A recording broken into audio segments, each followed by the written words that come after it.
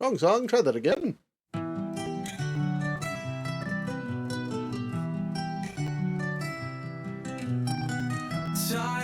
is tearing at the seams. Hope was lost, or so it seemed.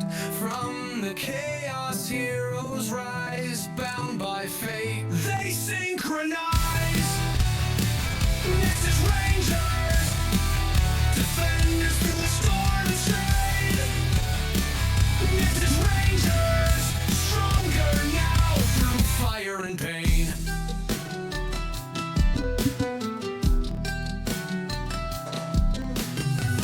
Legends forged in fractured light, power burning, shining bright. Side by side they face the fight. Together they bring back the night.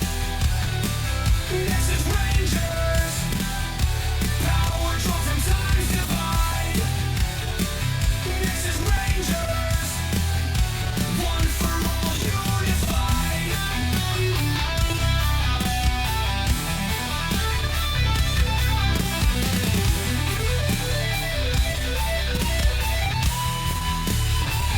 When danger strikes, they harmonize. Stand tall, power on. Synchronize. Next is Rangers. Synchronize.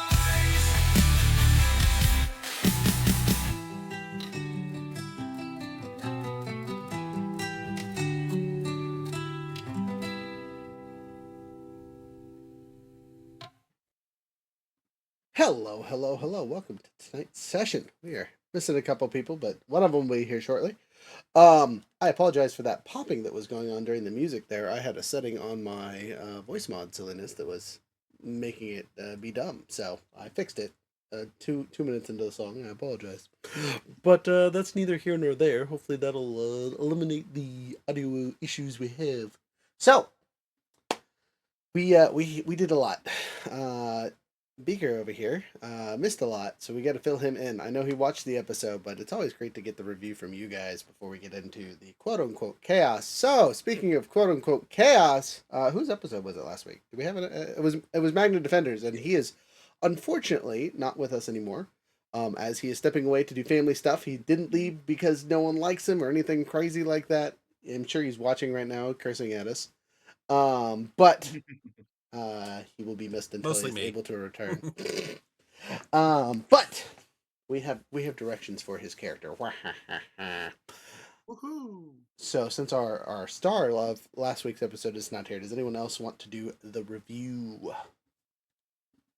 Okay, you look very excited. I can't tell if Younger's excited or not because his camera's off, but he's on his phone, so we'll give him a little break. Last time on Trauma Rangers. Don't do that. You're gonna confuse our note taker. Speaking of, let me get the note taker in here. That's the other thing we're missing. See, I will wait. the note taker won't be confused then. All right, quick review before we can confuse it. Go. Last time, a Psycho Silver came into the picture and goaded our Magna Defender friend and our Psycho Red Ranger into a very obvious trap. We fought some cybernetic zombies outside of an abandoned mental hospital, which turned out they absorb void energy, which was very disturbing to many people for a variety of reasons. We then had to fight our way through a trapped, ruinous building until we were finally confronted with the traumatic scene of Mrs. King being hooked up to the Psycho Silver Ranger in some sort of data transfer. And Psycho Red was, coerced, convinced, manipulated into basically going psycho, saying, hey, this is just a physical shell. If you kill the physical shell, we could save your wife in the body of the Psycho Silver, I believe is how that went down. I'm still a little unclear on that. A fight ensued. Elodie died. Magna Defender was outed as the real Raziel King, which made me look very, very bad. Vincent rethought all of his life's decisions, sided with the Rangers against his own creation, who then vanished in a bolt of lightning as they were about to finish him off, and now everyone's sad and pissed.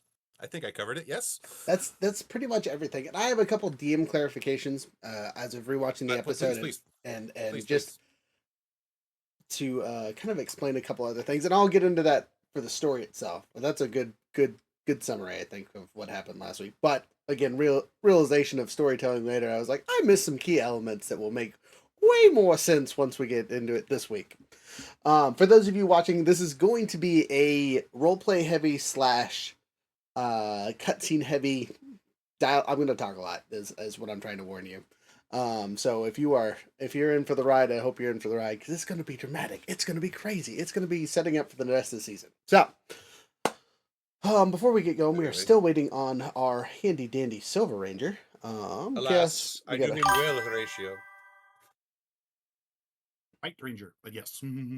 Zeb, I do appreciate that you enjoy when I talk. That makes me feel good. But we are going to give this time to bake, right? So I'm going to give you guys, instead of my usual day roll, you guys are going to have several weeks between last session and this session. So I'm gonna roll us a d6, and we're going to see how many weeks happened in between these two. And a lot of this is going to just kind of like skip the detective work that you're going to have to do. That's okay, Zeb. We appreciate it whenever you are here. Oh, okay. It's been 6 weeks. Oof. So a month and a half That's since 2 months. month and a half, yeah. 2 months. Yeah. Since we had our event episode, whatever you want to call it. Carter has been in the Shadow Ball for these 6 weeks, right? And fun roleplay mechanic that we're going to do is during your downtime for these 6 weeks, you guys are going to have a small cutscene with the ball having a conversation with it as if you're talking to Carter, and it will have a legitimate effect on whatever the hell is happening to Carter in the ball. Not that you as characters know this, but as you as players, there's an idea for you. For those of you playing multiple characters, looking at you, our yellow here, you will get to pick which one has the conversation. That way, everyone has a chance to do something. Well, if it's going to be with Carter, it's probably going to be Bobby. Okay. You have 6 weeks of age changing to go through. I just need 6 numbers from the D100 to kind of see where you're at during each week, because how we're going to do this is everyone's downtime is going to consist of a week's time. The rest of the time for the rest of the Rangers is going to be regular Power Rangering. And they will not have quote unquote downtime. You guys will be helping the city, doing stuff, and you will have basically a week of, hey, take a break. You're off this week while the other Rangers are doing things. Dealing with whatever random BS Fishmar's throwing at us. Exactly, yes. And I'll kind of get into that when we get to the villain scene, because that'll be important. I will make as a note, though, both Bobby and Vincent will be our last cutscenes, because they have some dynamic things that are going to occur with the rest of what's going on today. But to start, I need any one of you, to roll me a 1d8. And someone else to roll me a coin, heads or tails. D8 says 1. D8 says 1, okay. The D2 says 1. Fantastic. That's the worst option and the best roll. So, with that, one of the gates has expanded to a level 3 gate. So it's as big as it can get. Oh boy. Why you do this? You don't know why, but the gate in... Let me pull up the map here. I need one more D8, if you would be so kind. From anybody. No, you already rolled. Someone else can roll. I got a 5. A 5. Okay. Starting from the bottom, now we're here. 1, 2, 3, 4, 5. Ooh, okay. So that gate is scrolling. Oh, excuse me, sorry. Okay, ironically, it is in the Time Fracture Research Center. So this is the one gate that is contained. Yeah, right. So they already expanded the research center a good bit when they first had it captured, right? They have expanded it even more because over the last 6 weeks, it has grown to a Category 3.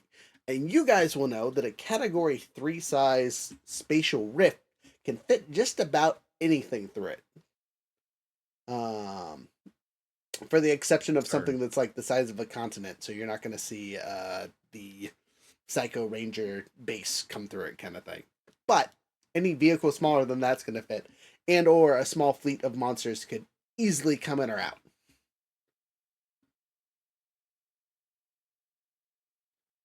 Yay. You don't know why this has happened. You guys all went there, and your attempts to make that one smaller have not worked. You've also noticed that several other gates have made it to size 3, but you've been able to close them over these last 6 weeks. Or not close them, but bring them at least back to size 2 where they were at. So who would like to start on their free downtime? Who needs the first break, quote unquote? I think we should give it to Beaker. All right, Beaker, since you were gone last week, you're taking the first break, doing the first thing. What would you like to do for your downtime action? Again, this is consisting of a week, so anything you do will be multiplied by a bit. I mean, this isn't the thing I hoped I was going to be able to do. I want to have a little chat with Vince. Okay, Vincent, Un you're momento. you're on the stage. Un momento. Discord, why? Discord is going to block my OBS. There we go.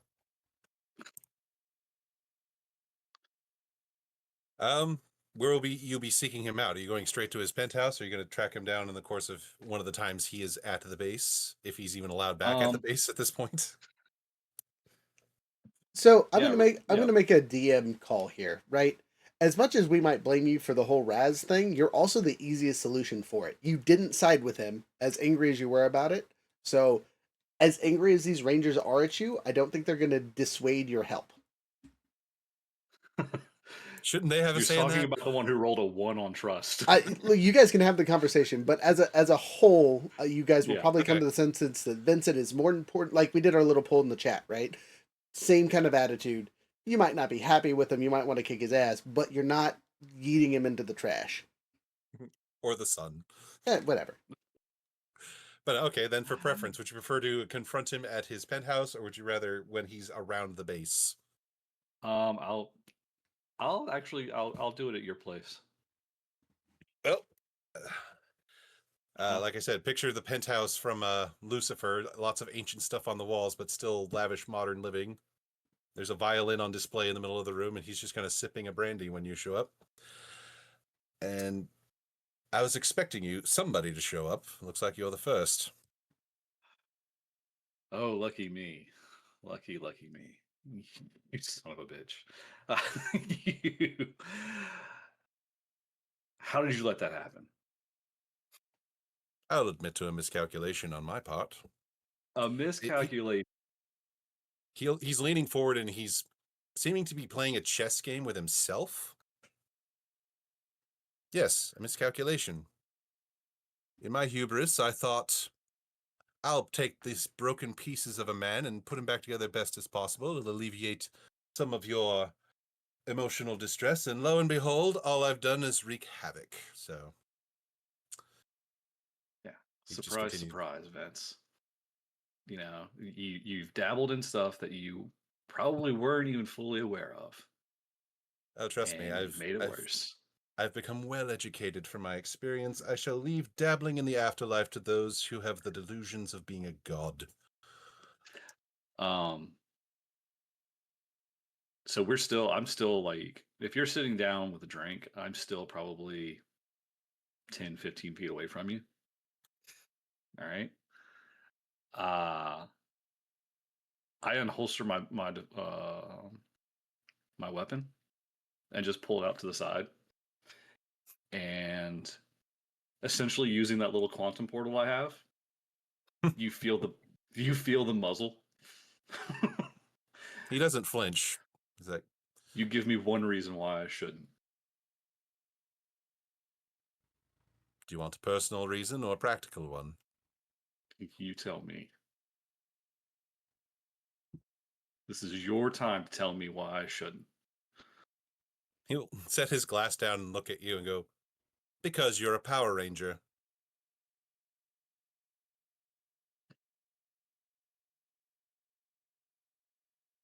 Finger's gonna, just kind of tremble on the trigger. And then I'll just put it away. That's your one, Vince. A courtesy I did not fully expect, and I don't take it for granted. Feel free to sit down and have a drink if you wish. Do you think you can fix this? By which you mean put down my rabid creation? I fully intend to once I find the blighter. Okay.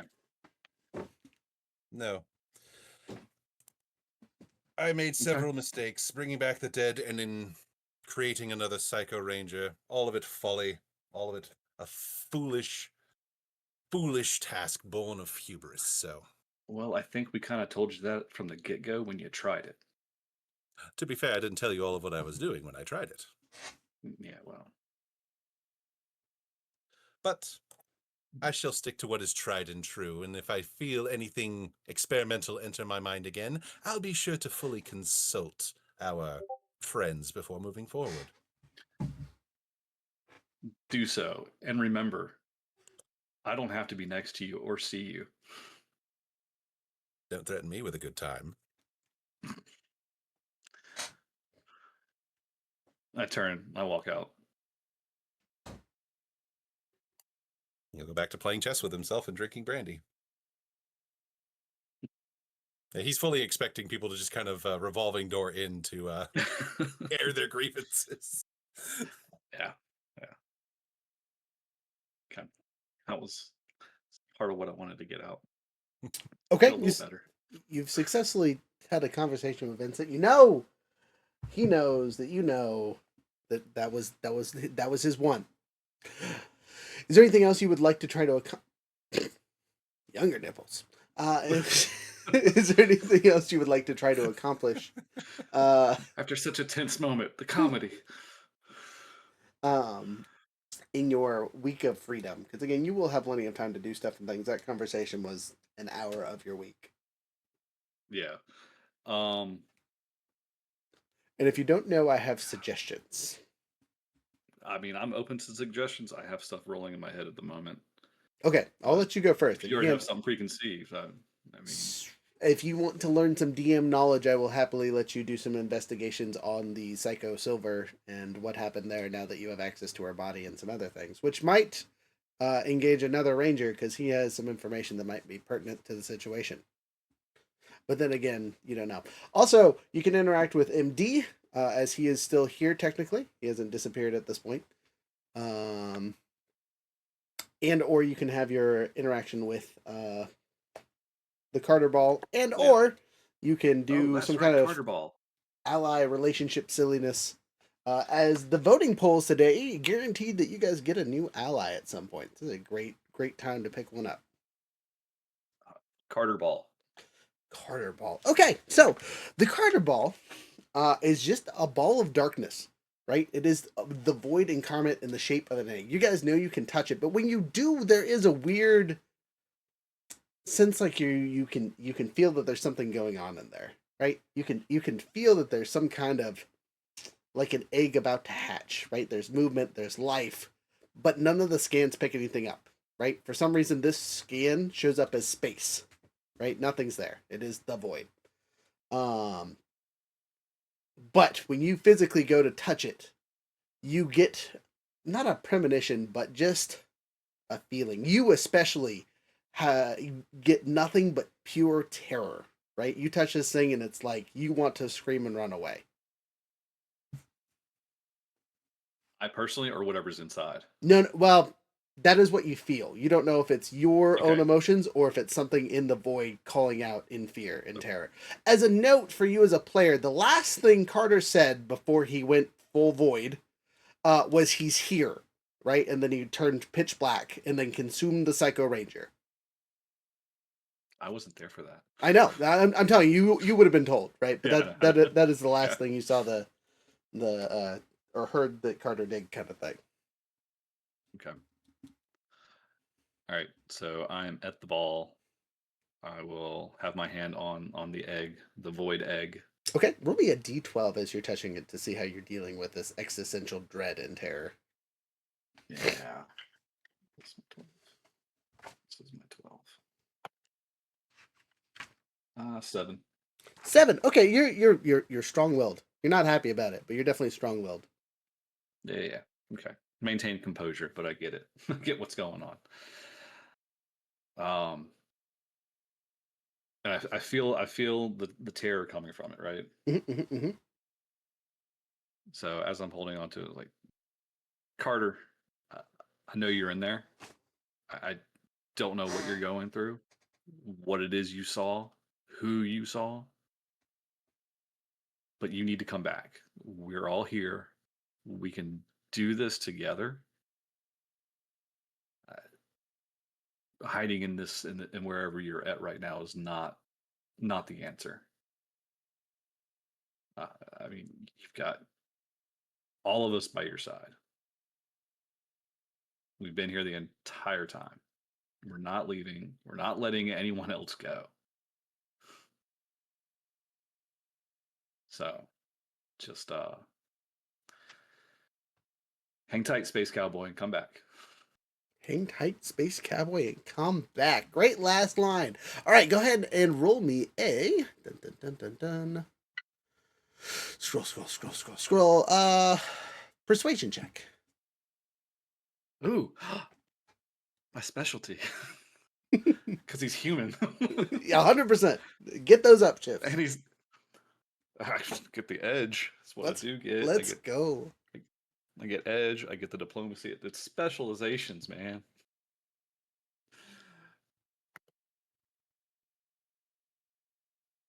So I'll take that one. Okay.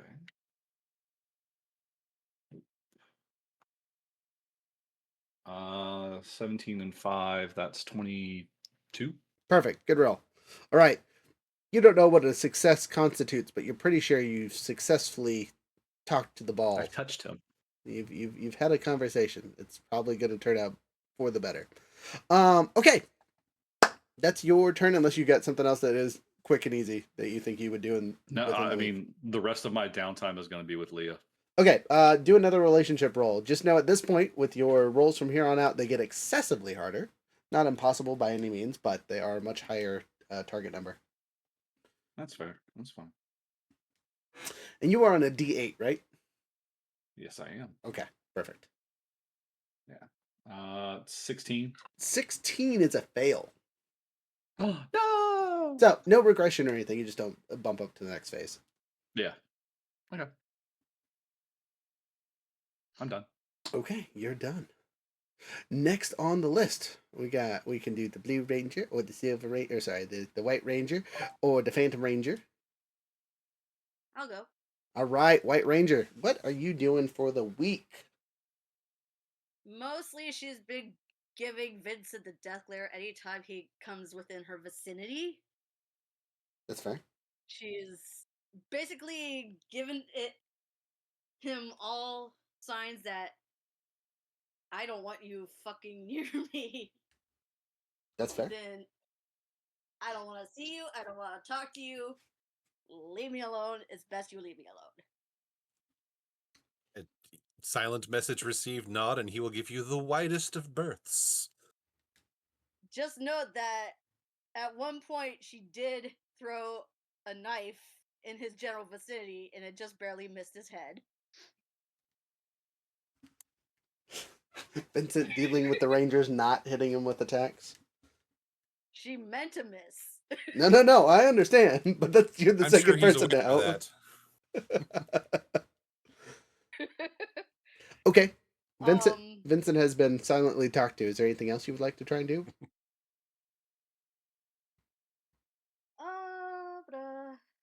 As a DM suggestion, you would probably be the best character, quote unquote, to have the conversation with the Magna Defender after all the craziness that went down. I assume that he probably would have taken her aside after what the fake Rye said. Psycho Red. To Rhea, that he was thoroughly just fake Rye at that point. Dark Rye. Best But, part of waking up is Dark Ride not in the house. But anyways, he's probably tried to like assure her many times that what the fake Rye said wasn't what he really thought. And Rhea literally just pauses and says, "You remember when I was coming out of that coma, all freaked out? He looks at That you blankly. that is the Rye I remember. That is the Rye that I instantly thought of as a brother figure. The Rye that was back there is not you. It was a shadow of you.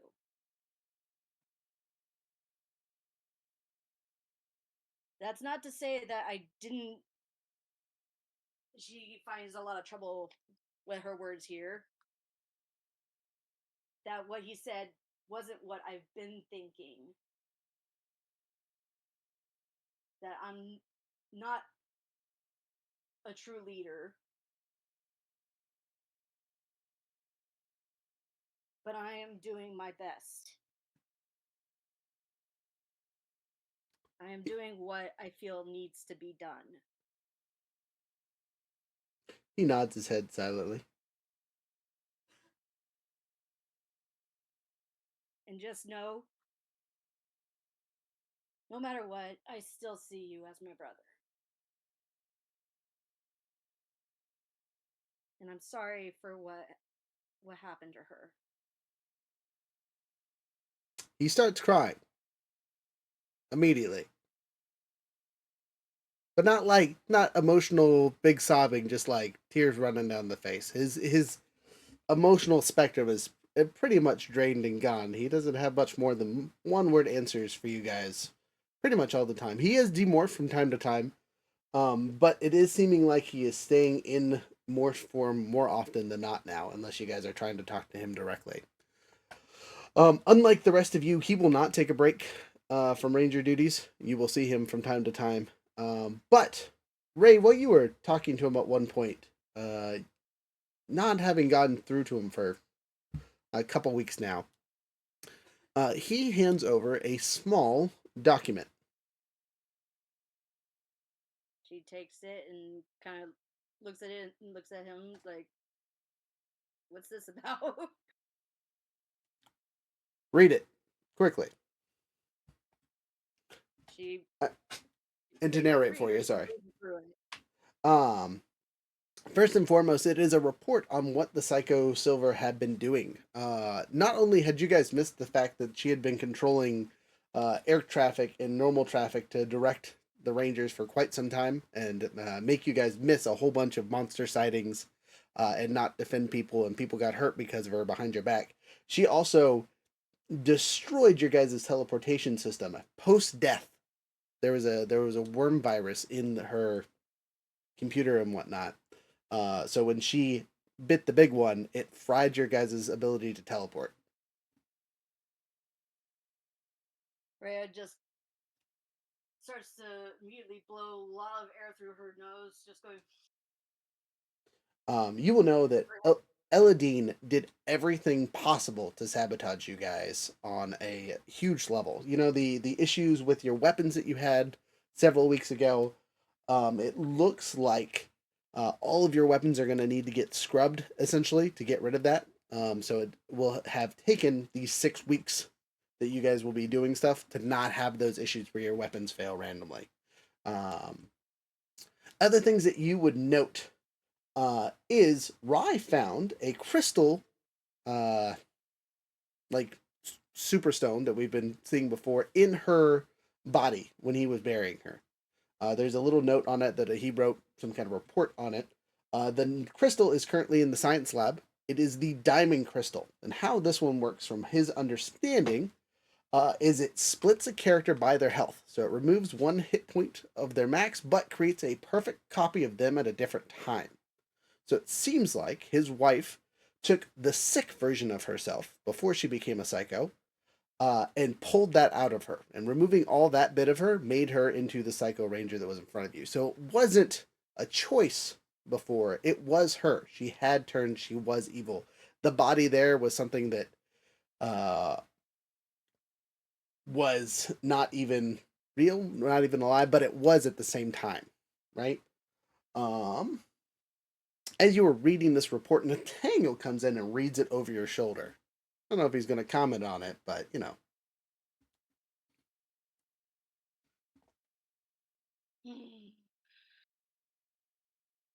Also, you So guys this have is a new gonna be crystal. You fun can to take it work if you need with. to. And she basically knew that was there. She pretty much can feel when he's there, basically, at this point, having gotten to know him. And she immediately turns to him and goes, "Well, this will be fun for the rest of the team." Yes, I wouldn't use the word fun. I was using that ironically.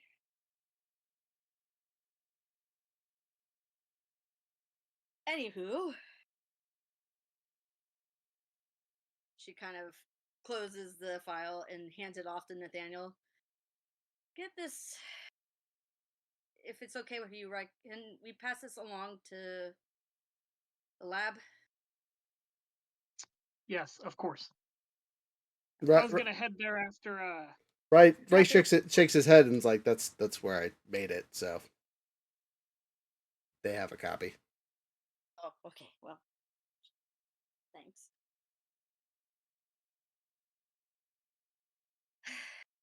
And that's that bit.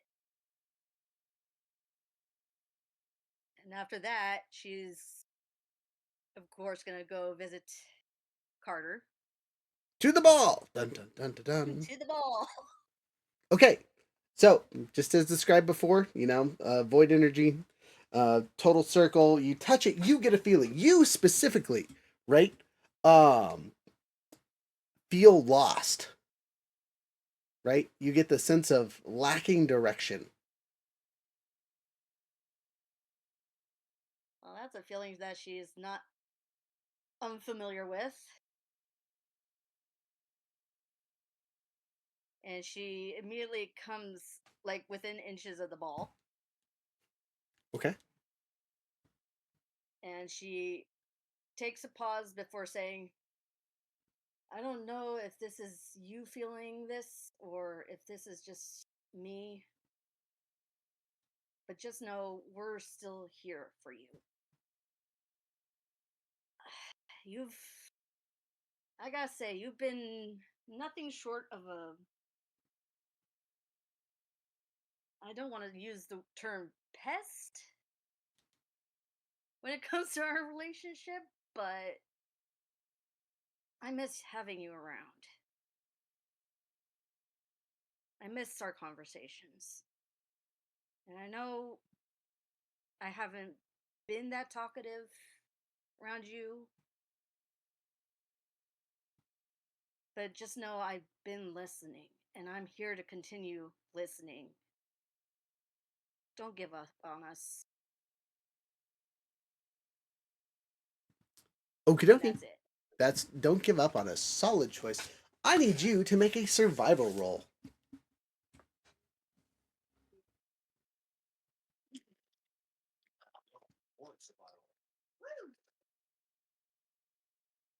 Okay, so that's going to be 16, 17, 18, 19. 19, solid roll. You would constitute this as a pass, but you do have a feeling that whatever you touched might have not been Carter.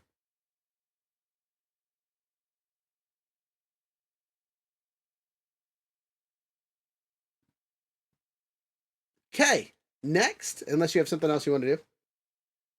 No, she's just standing there confused now. Okay, we're gonna jump over to our Blue Ranger because he has the report in his hand, and it's now his week off. He gets some time to study it and compile things and have some conversations with people if he would like, and or do whatever else he wants to do for the week. Yes, so I have this report in my hand. You said Rye was in the room with us? Yeah, he's the one that gave the report. Though he kind of walked off after he handed it off. Again, mentions of his wife, and he just kind of starts crying and steps away. Okay, yeah, this is perfect.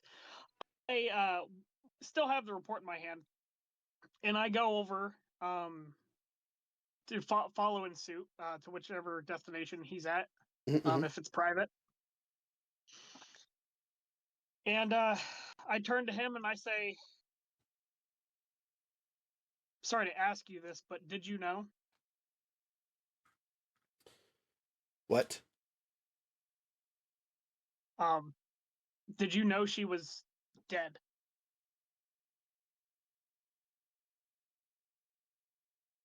Well, I killed her, so I just buried her. So yes, she's dead. I would be referencing to the original body that was taken from the morgue. What do you mean taken from the morgue?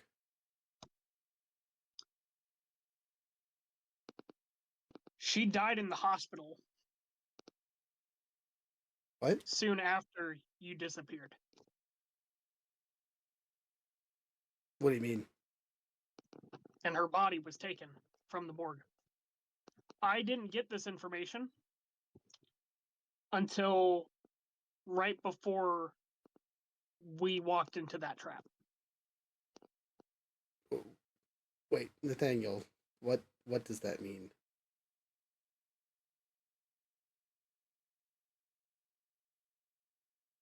We saw her. She was alive. She attacked us. There was 2 bodies.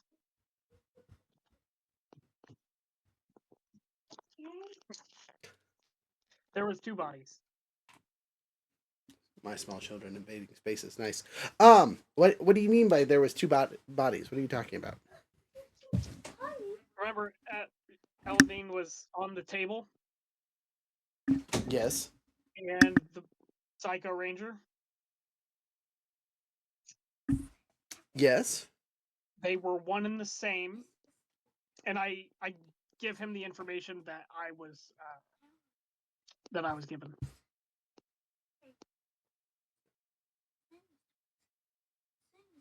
I see. Is there a reason why you have held this till now?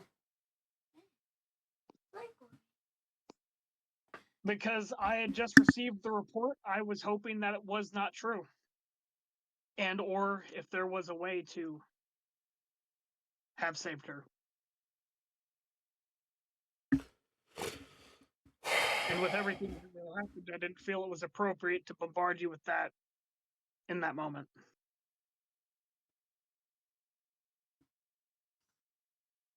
Okay. Thank you for telling me, I guess. I have some things to think about.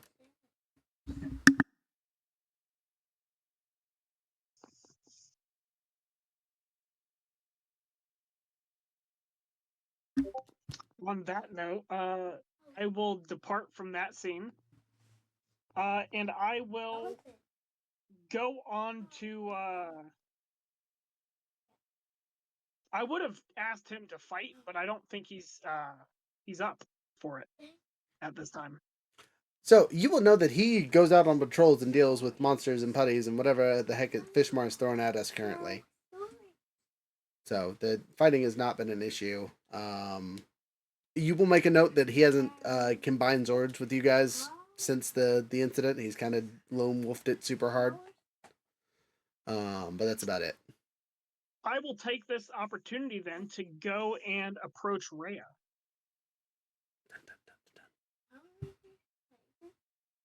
My character has not been very physically sparring, but we'll ask Rhea throughout the month for some intense sparring partner. Okay, go ahead and make a brawl check then while you train with your friend. Yeah, I'm probably gonna do terrible because I still don't have a That's good okay. score in brawl. Oh yeah, I am getting my ass kicked, dude. I got a 9. A 9 total. Ray, can you even roll below a 9? Is that a possibility for you? She doesn't have brawn either, so All right, make a counter roll then, just to see how well this training goes. Okay. 14. Okay, so it's actually within a decibel of 5, which means the training goes well for both of you, right? Obviously, she's a much better fighter than you hand to hand, but with the training you guys both use, I will be giving both of you a 1-up on the first attack of each round. Oh darn! From just beating each other up. You guys have worked on combat and fighting, and it's paying off a little bit. At least just for this session, if we have any combat. And if we don't have combat this next session, just save that on your character sheet for the next time we actually get into combat. Rhea hasn't been Okay. smiling much lately, but just note she is impressed. Also, what you note during the ordeal is I should have taken significantly.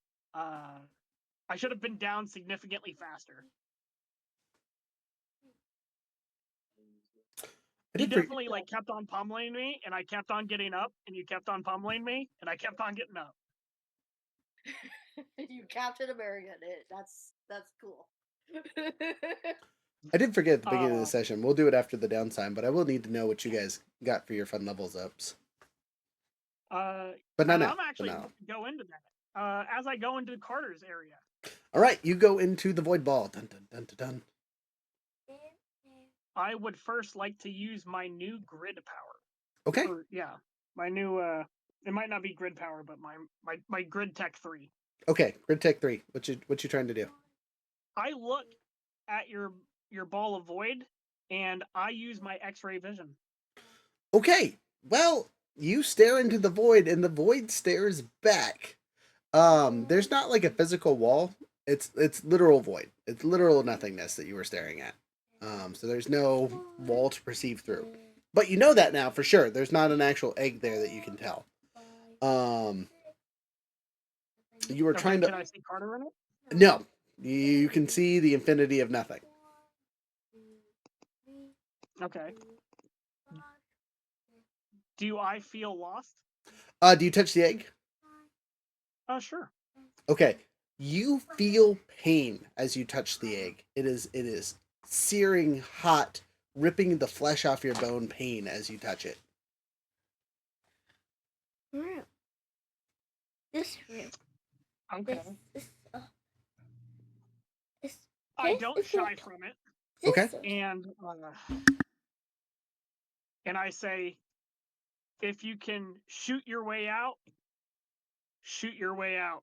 And I give him the grid tech bonus of upping his targeting. Okay, so you transfer an ability through the void. At least that's what you're trying to do. I need you to also make a survival check again. There is no again. This is the first time. No, it's not. I'll have a bonus this one. But I do always know where I am on the grid. See, that would also be helpful for Carter, but so I got a total of 16. Total of 16.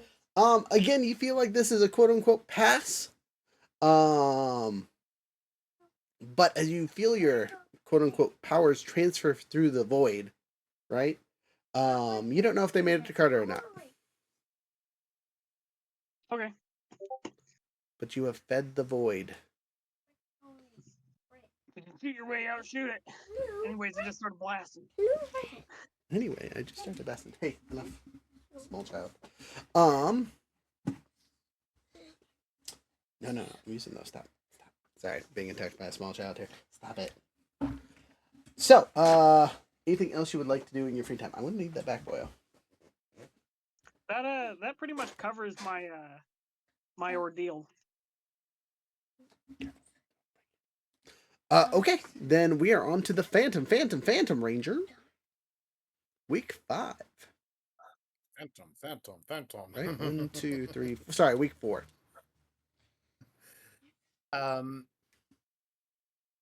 So yeah, obviously Ellie is going to seek out Vincent now that she's she's on her week of she's been the one that's been dedicating the most. She's been the one who's been really trying to stay on duty so far, and that's probably may have been detrimental to her. I'll leave the GM to decide that, but the point is that she's been very duty focused at this point. Okay. So on her week, yeah, she's going to finally deal with Vincent. All right. Vincent, you're on stage yet again. And where does In this our case, she is- confrontation? this is not this is so yeah, this is going to be once again his penthouse. This is probably the first time anyone has had a visit from Ellie outside of the base. So, feel honored about that, I guess. It'd be a very and- similar situation, him on his couch playing chess with himself and tasting brandy.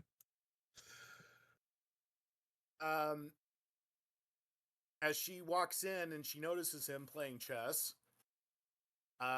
first thing she says is, "You mind resetting the board?" Certainly, and he gestures for her to take a seat while he resets the board. And she'll go ahead and sit on black side in this case.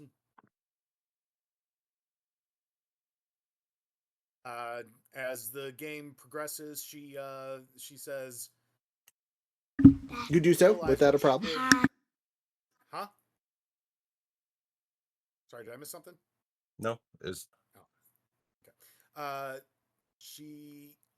So as the game progresses, she looks to him and says, "What you did was probably one of the worst things you could have done to the grid itself. Yes?" I feel that that's debatable, but I understand your abhorration of my actions. He takes his next move. I suppose I should be a little more specific. You knew that you were creating a Psycho Ranger. Yes, that I did know. You know that even in the best of times, they're unpredictable. Well, I suppose you actually would know. I do.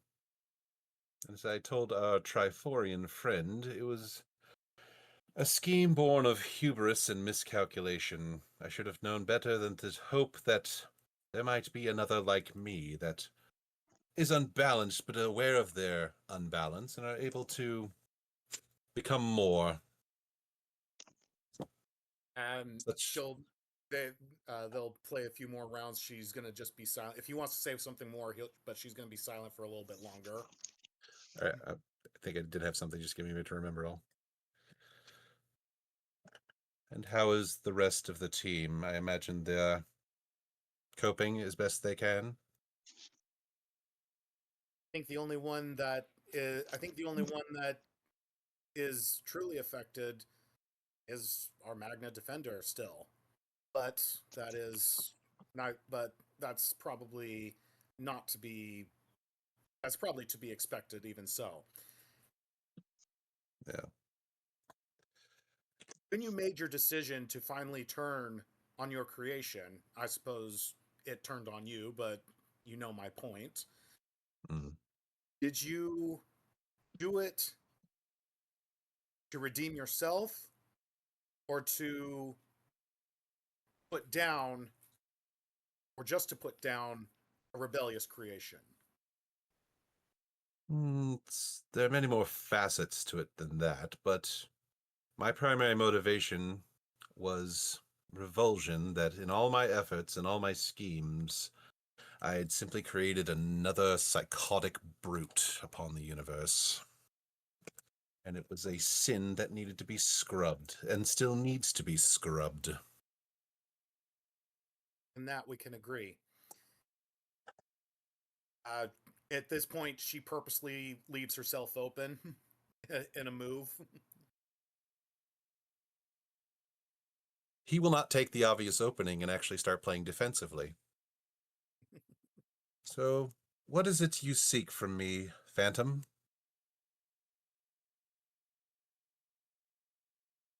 Unlike the others, I'm not here to condemn you necessarily for what you did. I was know being surprised. I know what it is like to be one of the few who actually understand the niceties, the subtleties that go between the light and the dark. But for obvious reasons, I cannot support it either. But you should know, at the very least, while you still do not have my trust, you have my respect. Honestly, I think that is the nicest thing that anyone has ever said to me. Don't get yourself too egoed here. Like I said, you still don't have my trust, and I doubt you'll have anyone's after this. Well, But then perhaps I should say something. I do feel I owe you and the team something for all of my... there's not really a word to cover my actions, is there? perhaps not. But as long as you speak truthfully, you will undoubtedly reach them the way that I believe you really want to. I wish to tell you specifically because you have the correct calculating mind to properly utilize this information. The rest of your team are not imbeciles, but you play to the angles. So, and he makes another move that actually starts putting your side of the board in more danger, just swapping from his defensive position. Would you like to know why I was told to defend your team by my mistress? That has been something of a curiosity, I'll admit. And I'm sure you have your suspicions and misgivings. Clearly, but as she moves into a defensive posture, she continues. So long as the right thing is done, and we can keep an eye on both you and your mistress, I don't see too many issues arising. If I can speak frankly, lately my mistress has exhibited behavior that shows she's more interested in being a local celebrity than a true lady of the House of Zed. So I feel no conflict of interest in informing you that I'm simply keeping you on ice. She has plans for all of you, and I'm just to simply keep you intact until that occurs. And as she makes a move that will, she makes pretty much the only move she can make at this point, even though it'll probably put her in checkmate. She gives a sincere but rare smile. Normally she's just very, poker faced, but she gives us very sincere and rare smile, and she says, I think after everything, we'll manage through either regardless. That confidence is refreshing. The world I come from, it's all scheming and backbiting. The only time true confidence comes through is when it's coupled by idiocy, and there's a certain gold-plated flying monkey that I think of when I utter that sentence out loud. But, beside the point, I cannot attest to the true machinations of my mistress, because she has infuriatingly kept me in the dark beyond just my immediate orders. Her exact words were, I believe, that you are to be a gift to somebody, and she has not explained who. Also, she seems to have some reliance on a Mr. Fishman. Wanna know? Okay, that was weird. She seems to have some sort of reliance on one Mr. Fishmaw, and again, the details of that arrangement have been kept from me. And if I'm to follow my orders effectively and keep you safe, keeping you in the dark, as we've proven, is disastrous. So, I'm pivoting.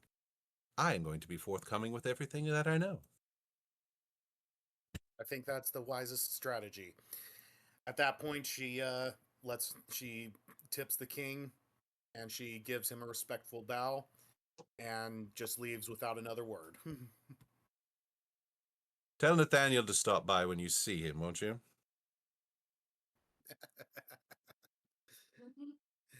She does get a little bit of a chuckle. She gives a little bit of a chuckle, but nods to that.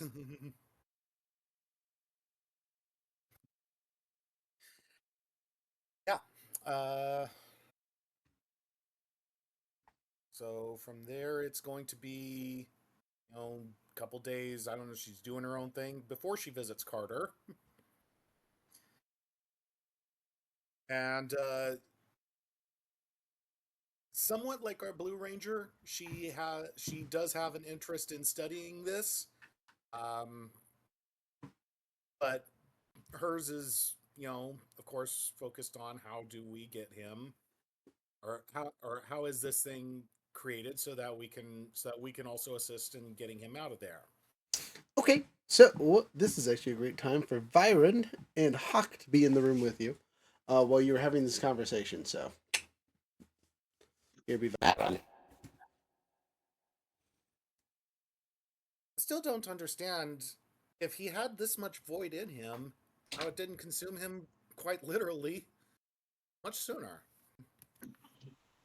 That is quite the mystery, isn't it? He should have succumbed long ago. And according to his own statement, he did, right? So it would seem. Perhaps even before the time fracture showed up. Yes, if I remember correctly, I pulled him significantly later after losing his team than I did the most of you. But that was not by choice.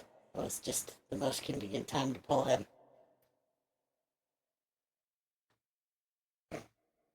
But he was full personage when he came here. Had his senses about him. Was past the boy consumption. Had shoved it down in the dark until you all continued to need its power. And look what it did. Consumed you. Using dark powers without the right guiding light, or whatever you want to call it, just destroys Rangers every single time. But I'm not going to talk terrible things about a Ranger who is only did it for the right reasons. Allegedly. Allegedly, as she now reaches out to it, to the cocoon egg ball thing. As you touch the void, you hear screaming, terror, death, and it's close.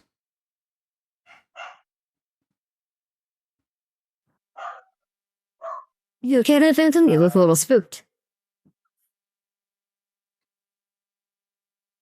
It's nothing. And she'll shuffle away from that.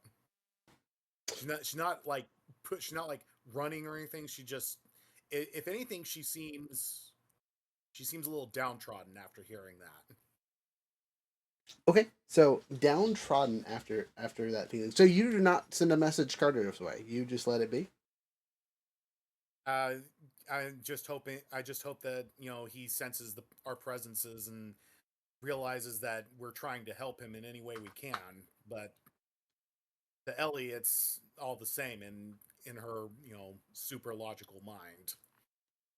Interesting. Okay, noted and marks made. I mean, she's she's trying to reach. She was trying to like reach to him if possible by touching it, but that's neither here nor there. Also, anyways, yeah, she shuffles away, very like looks like she kind of looks like she failed at something. Okie dokie. Anything else you would like to do for your week? What else could Ellie be doing?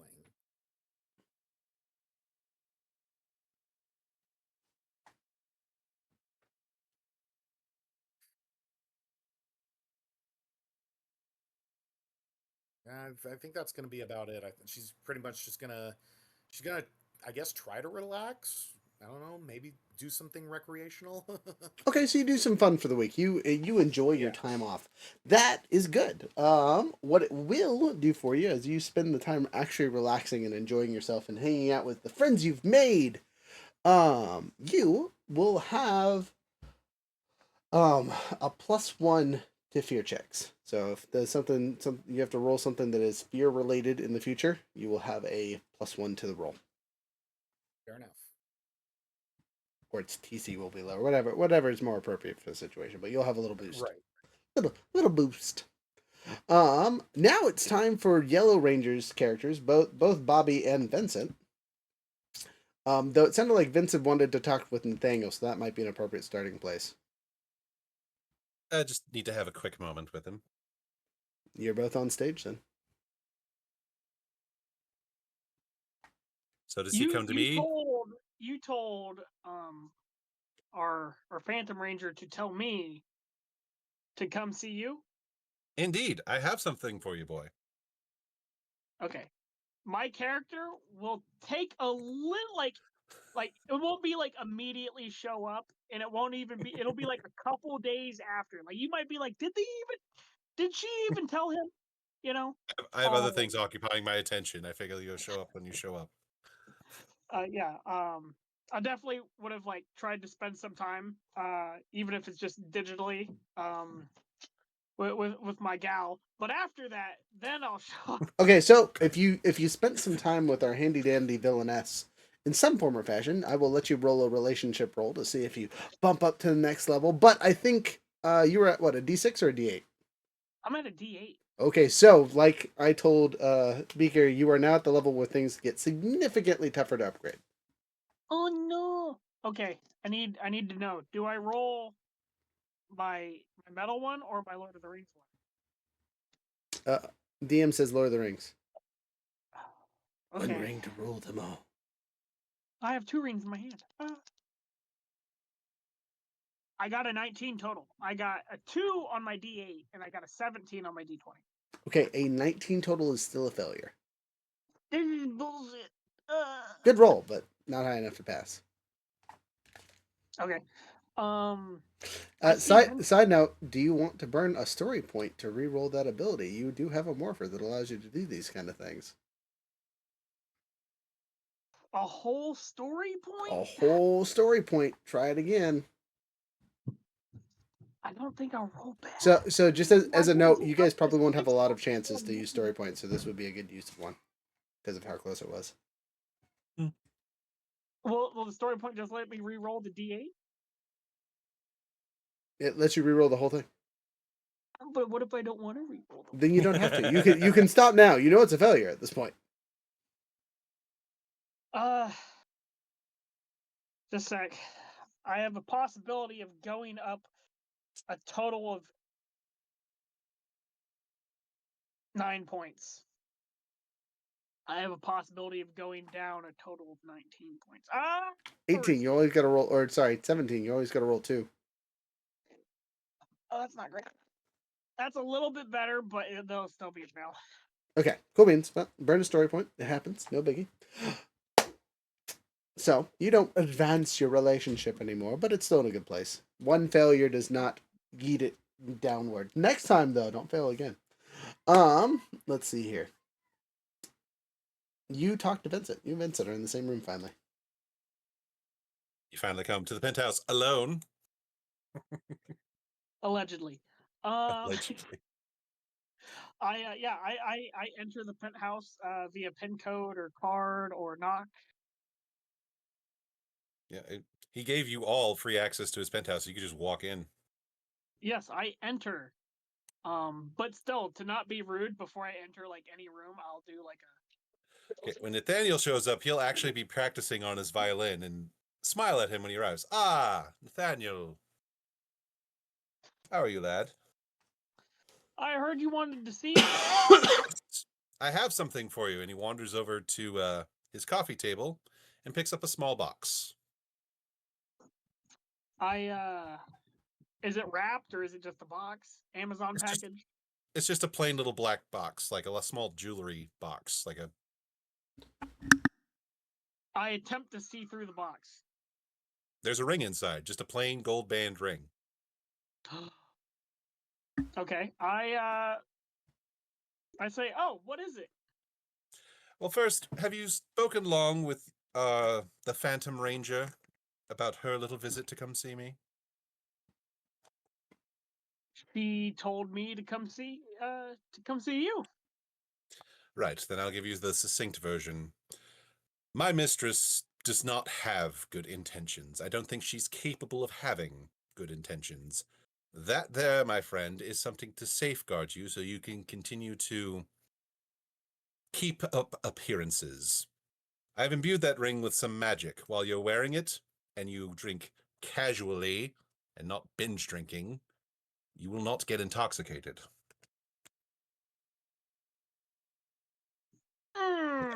Like, out of character. I spent 2 sorcery points for this. I'm definitely like, is this what he says it is? Is there any way that I could go about trying to identify this object out of suspicion? It's not morphing grid tech. Yeah, it's literal sorcery. It's straight up magic. Come on. I mean, you could put it on and try a drink, be real scientific. Okay, sorry, let's see. Yeah, but that's like right. And so just a sec. I gotta roll to figure out. Can I make an alertness? Can I make an alertness check to detect his hesitation?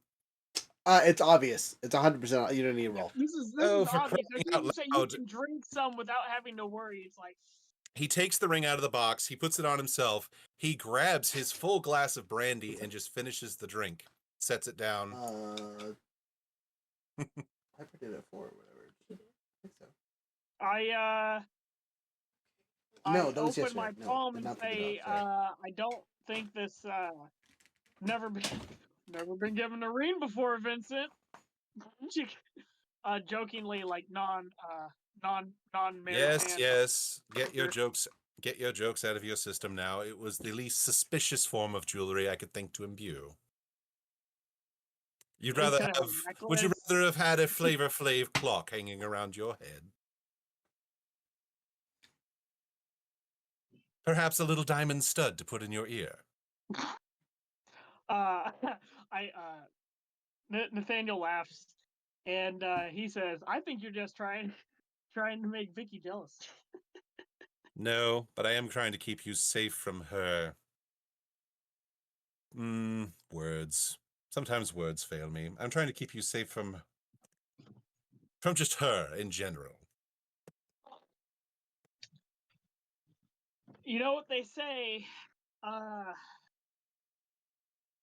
red's my favorite color. And as I take the ring, hinting that red flags run towards them. All right, you put the ring on. Sure, yeah. I'm ready to get possessed. As you do so, you hear this in your head.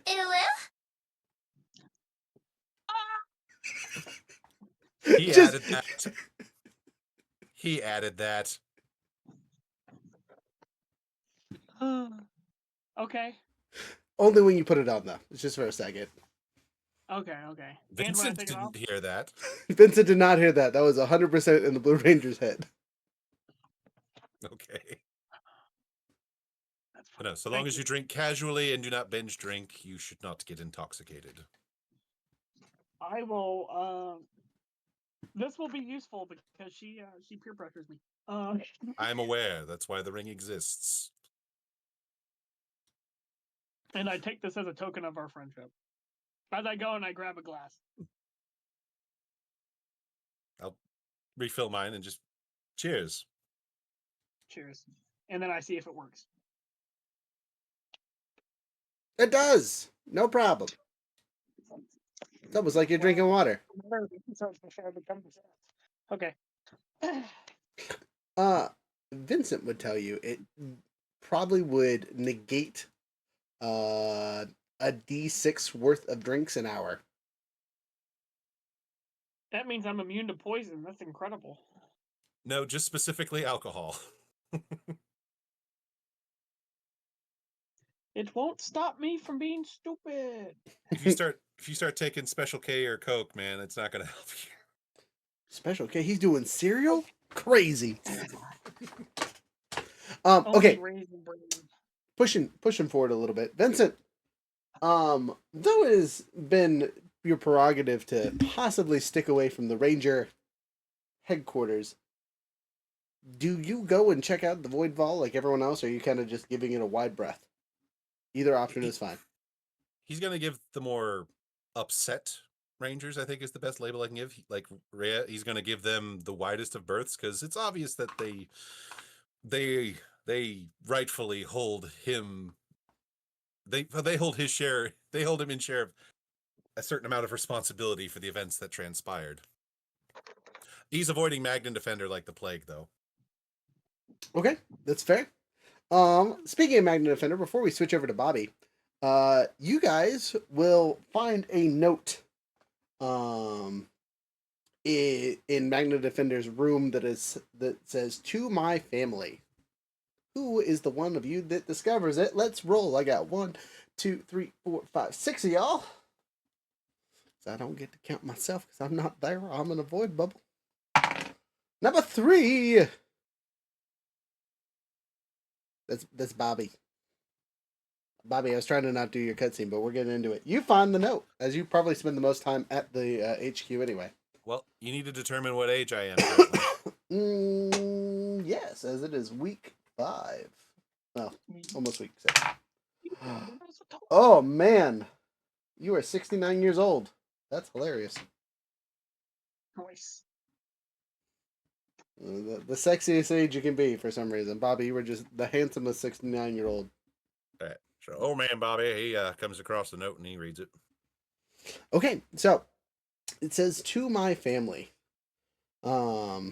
First and foremost, I would like to apologize for my brevity.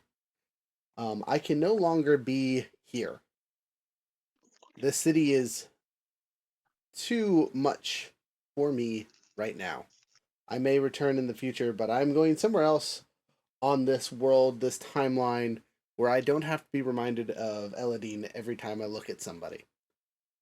These last couple years with her have been, some of the best of our time together, and it is all but tainted now, seeing the evil that she caused when she lost me. At this point, I truly am dead. Raziel King is not much of a creature. I will be the Magna Defender from here on out, but for now, I cannot keep in this time-wretched city until I am truly needed. I'm going to find somewhere else on this planet that needs a defender that isn't covered in monsters continuously. I'm sure there are other places that need things. If you need me, that is too bad. For I need to be away from the lot of you for some time. I will return when I am able, but for now, I have to go defend somewhere else.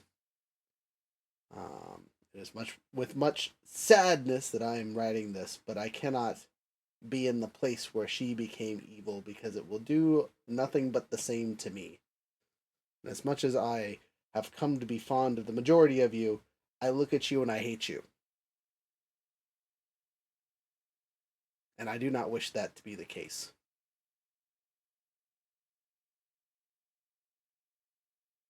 I killed my wife, and it's your fault. I killed my wife, and it's my fault. Hopefully to see you again, Raziel King, Magna Defender. God dang idiot. The first person he takes the note to is Rhea. You do so. Like no words, no context. He just hands her the note.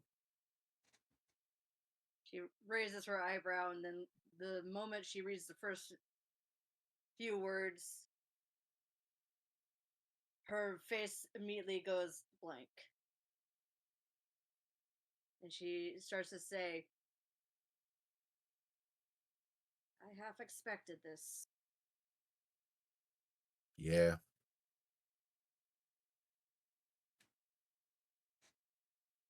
She rests her hand on Bobby's shoulder, a little awkwardly, but she smirks at him and says, I have a feeling we will see him again. I have to hold hope in my heart that we will see him again. Hope's been a mighty hard thing to hold on to lately. Yeah, it has. I mean, I know how close the two of you were, but if it's hard for you, I'll be the one to show everyone the note if you want. No, I'm good. I can get this done. Thank you. I'm just so tired of feeling like I can't do anything about anything, you know?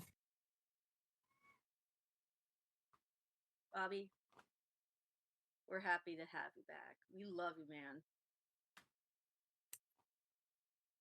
First place that's felt like home in a very long time. Just wish it wasn't so sad all the time. Rhea kind of gets teary at that, but still smiling. First smile in a long, long time. Says, don't I know it? Bobby just kind of shuffles off to go just kind of have a moment with the egg of darkness. But before he leaves Rhea's line of sight completely, he's like, and for the love of God, can come someone go kick Pretty Boy's ass. If it makes me feel any better, I threw a knife at him. Good. Okay, so before we continue Bobby's cutscene, because it's going to be intricate for what happens next. Right. Rhea, who do you take the note to and have like this is something you share with people and will give good role play time for everyone else reading through the note. Do you bring it to them as a group or individually? As a group. Okay. All the other Rangers plus Byron and Hawk and our handy dandy gasket, sorry, not gasket, Sprocket. There we go. There you go. And Pitbull and all the other Ranger adjacent people that we care about kind of go in the room while you read off the note, I assume. Yeah, she's just gonna straight up read the note, engage everyone's reaction. Okay. So this is the time for the rest of you wonderful role players to give your thoughts, opinions, say your things, whatever. Blue Ranger, you got words off the bat. What you got? So, I was the last person to actually talk to Raziel, right? Again. Technically. You were the last one to have a real conversation. There are other people. Again, he's been engaging with people in one word answers and kind of just doing his thing. But yes, you were the last person to have a quote unquote real conversation with him. Okay. With that, I will take this moment to, as soon as Rhea gets done reading the note, I will say, this is my fault. It's my fault he left. I'm sure the last words I spoke to him were a part of the reason he left us behind the way he did. But I would rather him hate me and be alive than be dead.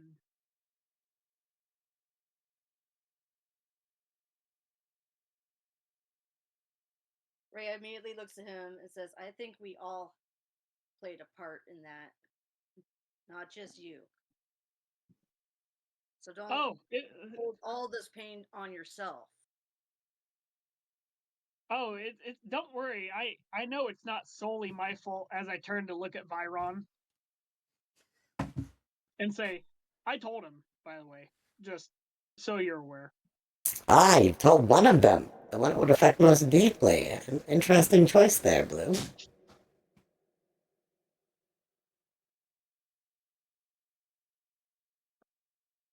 But I stand by my Well, decision. Ray kind of huffs, kind of annoyed at that. Point being, we're all to blame. Anyone else have any thoughts?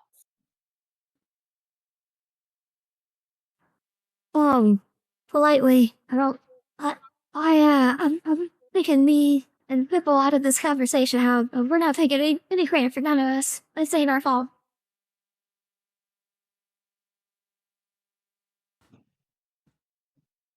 Ray immediately turns to Ellie.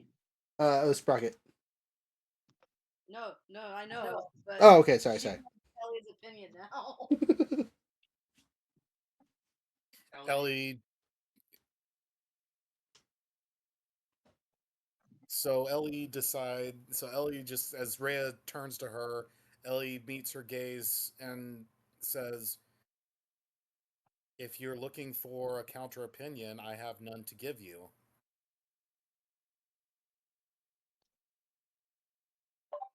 I just want your thoughts and opinions.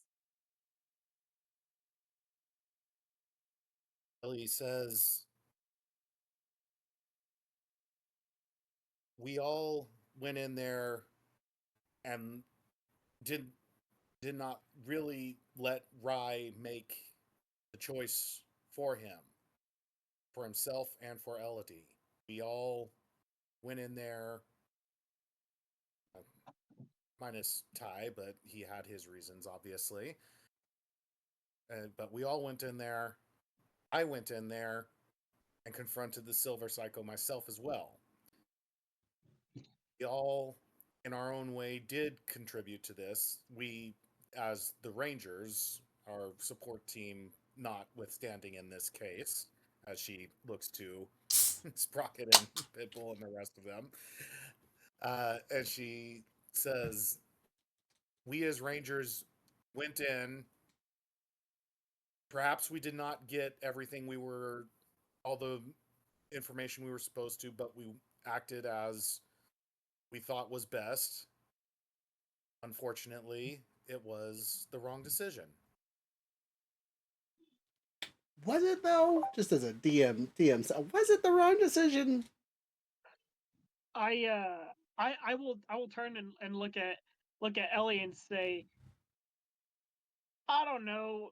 It might have also had something to do with the fact that we literally tried to replace him with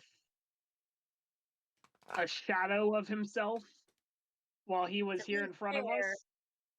To be Even fair, if we that didn't. was the idiot,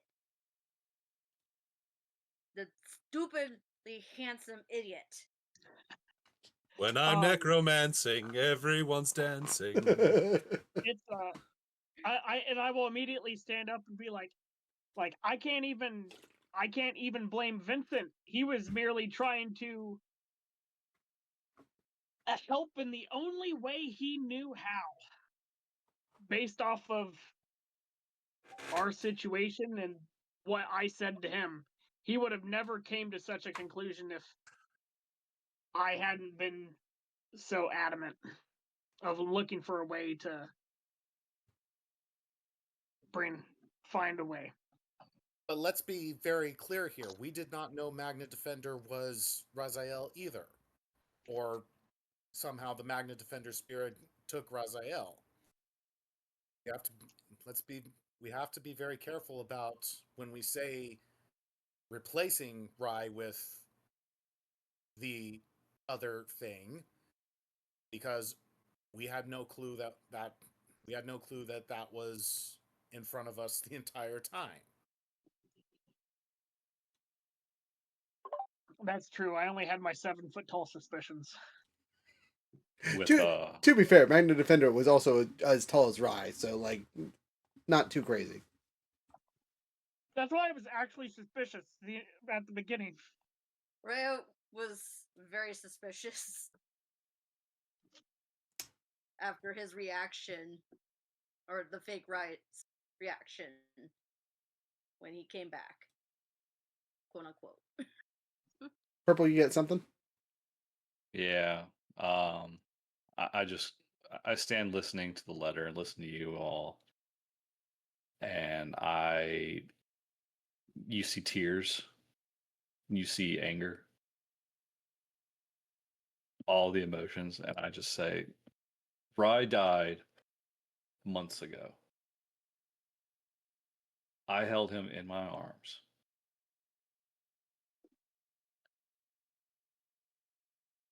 The Magna Defender is not Rye. He obviously made that very clear to us in this letter.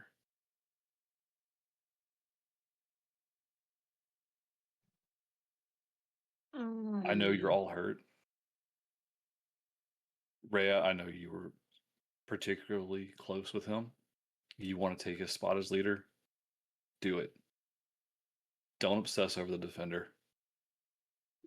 He's gone. And Rye's not coming back. And I walk off and and you just feel the anger, the sadness, the regret of not being there for those last moments to do something. And this is just me kind of coming to terms with it, is what you get is what you get out of this. And I go target practice. You just hear gunshots out in the hallway. I just can't deal. In the hallway, he's shooting the civilians. He's gone crazy. No, He's you know where I'm at. yeah, you're at the indoor gun range. I got you. Bobby, as you were standing in your 69-year-old self, you suddenly feel a bright, intense heat. Oh, that's not good. And you seem to de-age rapidly. How old were you when this whole process started? Like early 20s. Early 20s. So, as you are standing there, right, and you are de-aging rapidly, this does not feel like any other time, right? Every other time you've changed and morphed, it's been like kind of cold, right? Like something's being sucked away from you. This feels like you were just getting shoved together super fast, super hard. And suddenly you're about 27. So a few years older than this whole ordeal started, right? But is that Bobby's normal picture? It's been so long since I've seen it.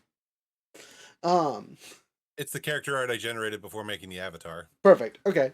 You are Bobby yet again. You are the right age. What the?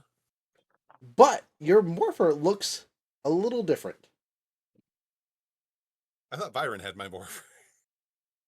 He did. This looks like a Nexus morpher, but it is inlaid with gold enamel as it pierces through the stone. The stone that you have is made of some kind of obsidian or rock in the center, but it is laced with gold veins. Though in the car area, your handy-dandy bug also makes a massive transformation, as it now looks like a golden Hummer.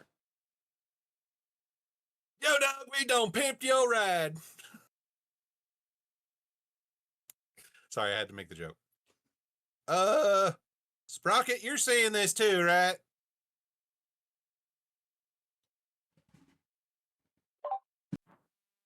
Hubba, that's a pretty car. What happened? The buggy, it's all new. And he kind of feels around and like he has no creaky joints or anything. I'm all new. What's going on? Rangers, you were all within hearing distance of what just happened. Besides, possibly Purple as you're in the shooting range. But you definitely hear Bobby freaking out. Rhea instantly goes Mentally, you hear him freaking out. Sorry, go ahead. Rhea goes running towards him, like right up in his face, and goes,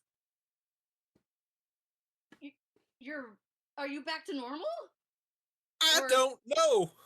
But he holds up his morpher. I didn't even have this on me. It was just on me. And now he just kind of gestures at himself.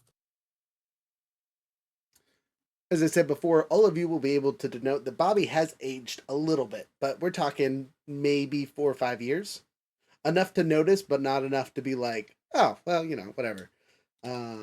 Again, the difference between a young 20-year-old and an old 20-year-old.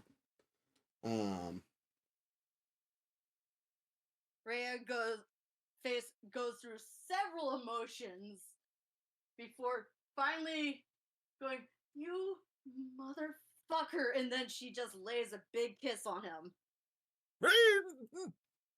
Got him.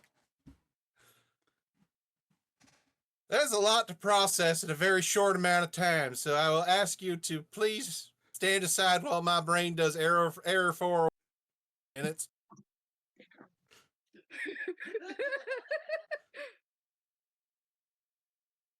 Emotional damage. Exactly. And then he just kind of holds the morpher in his hand, sees like the gold inlay, thinks about all of the tech they've been going over for the past few weeks, his weird reaction to the Zeo crystal when they picked it up. Like, nah. He puts the morpher on properly and goes, the hell with it. Nexus shift. Turbo gold. Bright like a diamond. And there you see, our handy dandy Bobby is now a gold ranger, heavily armored, matching his Please Hummer. please tell me Beaker has come in at this point, or rather Ty has come in at this point. I can. Yeah, let's do it. Okay. I think us messing with that Triforian thing fixed me. Also, apparently, I'm gold plated now. Well, Wait. okay, Let me try something. He tries to go to like call his power weapons, the normal ones he grabs, but instead of his daggers, it's the Triforian power staff for the Gold Ranger. Well, that's new. Well, Bobby, you got a good little skill to upgrade there, buddy. Those powers, treat them with respect. Those are highly regarded powers of my people. I still don't know how this happened, but I appreciate the sentiment. The fact that you're able to wield them is a good thing. So you're more durable now, to say the least. So the powers found me. Is that how this is happening? Because I'm still struggling with all this. Y'all gotta help me. Well, that's kind of how the grid works. It looks like, dear Bobby, you probably would have naturally gained these powers over time. Your whole discombobulation looks like it pushed you forward a couple years. Also, your morpher has disappeared, so congratulations, here's your new morpher. Oh, wow. Wow. Wait. Looks over at the gold card. So this is technically not the same Zord. It's just kind of made from the old Zord. Kind of. This is a whole new Zord there, Bobby. Well, then it needs a new name. He just kind of walks around it, still in this new, like, armored morph. Like, by the way, this picture is not just his new morph form. It's the morph form with the power wing attachment and everything. Well, it's not a Doom buggy anymore. It's shiny. I mean, he just snaps his fingers. I'ma call it the Duke.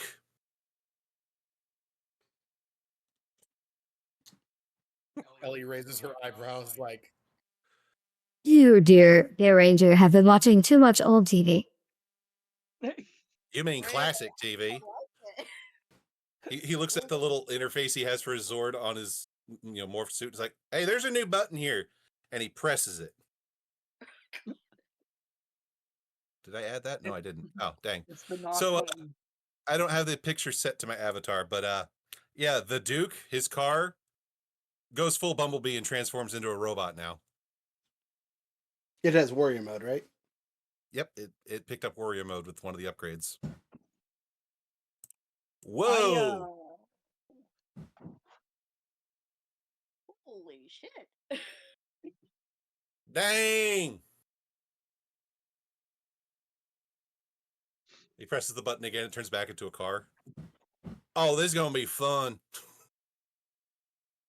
Nathaniel like walked in like right as you turned your bleen machine into a transformer, and it was like, who invited the gold Iron Man and Bumblebee into the garage, Sprocket? It's me. I got fixed, and apparently I'm shiny now. You're gold? Yeah. I go and I start lifting up my fingers. I was like, okay, so we've had a Magna Defender transform. We've had you transform, like evolutionize, and immediately go running to the room where the void is.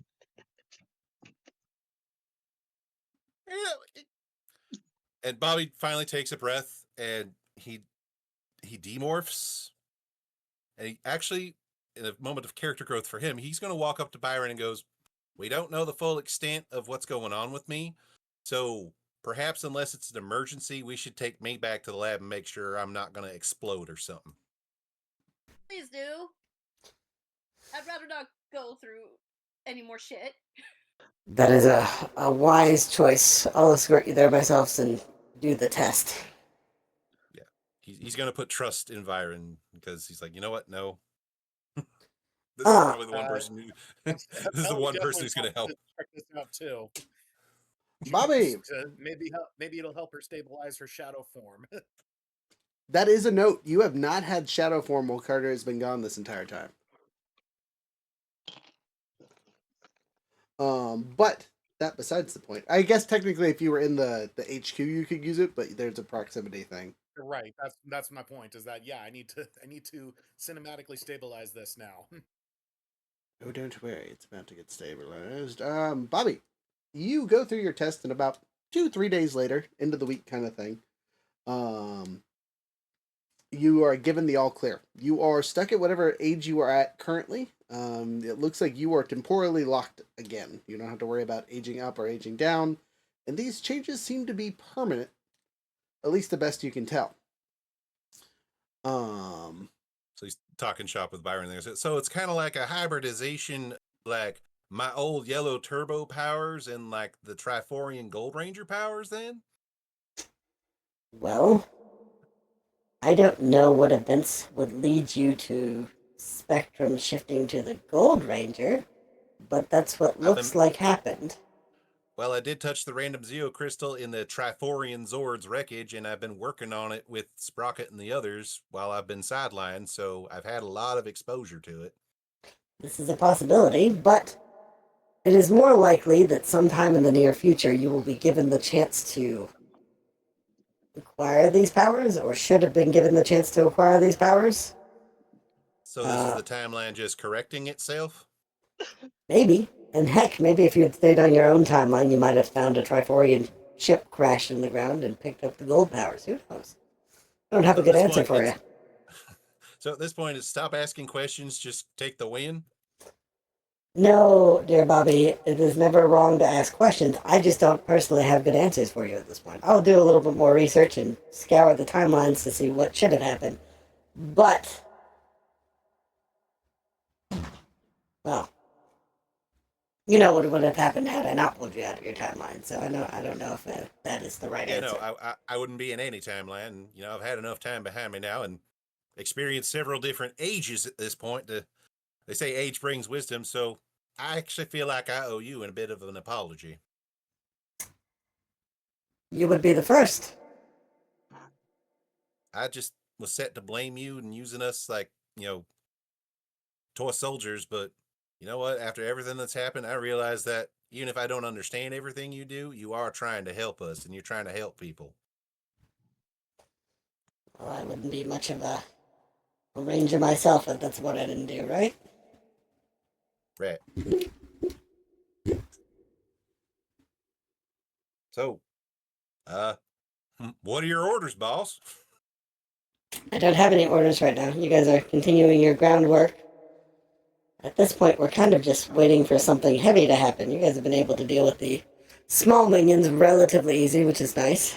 Maybe you can talk the egg into popping out Carter so we have a full team. I mean, everyone else has tried. I can go give it a shot. What do you mean Actually, everyone I else has have. tried? Not dangerous, but an insane idea. I'm going to go get Rhea. Okay. Rhea, Yes? get in the kitchen. We going to make some biscuits. Not Rhea. Yeah. Not Rhea making biscuits. Not like this. You're gonna kill me. Hey, the whole point of him being one of the things he's been trying to do being sidelined, he's been trying to teach her how to get these biscuits right. She makes Popeye biscuits. If you don't have a drink, you're gonna die. No, That's his what's plan gonna is be- his literal plan in his hillbilly brain is he's going to make a fresh batch of biscuits and he's going to bring it to the void egg to see if it lures Carter out. Okay, so you do that. Do you touch the void? Yes. Sorry? Do you touch the void as you bring it biscuits? I will, but I'll morph first before doing it. Oh, even better. Thank you so much. So as you touch the void and the biscuits kind of get absorbed into it, you feel roll me a 1d12. 11. You feel euphoric. Whoa. Whoa. Like there's something in this void that has touched you and is deeply intimate with your being. He's just like very just kind of his body language betrays is like that felt awkward. What happened when you touched it? Speaking to Rhea, because you helped him bring the biscuits there. Because Yeah, it kind of goes back to her stone face, like very quickly at that mention. you know what? You don't gotta say nothing. Your face says it all. It apparently liked the biscuits or something because I got joy. He says with a question mark in his voice. Rhea goes deadpan at that point. He says, "Come again?" Yeah, I touched it. The big black thing was happy. I don't know if it's because of the biscuits or what, but it liked the fact that I'm here like a lot, and I'm not sure how to feel about that. Do you say anything to the egg and touch it again? Carter, Hoss, why are you sitting while everyone else is doing hard work? Get the hell out of there. All right, make a persuasion check. Probably at a stag. Let me check his character sheet. Oh no, he has it at a D2. How about that?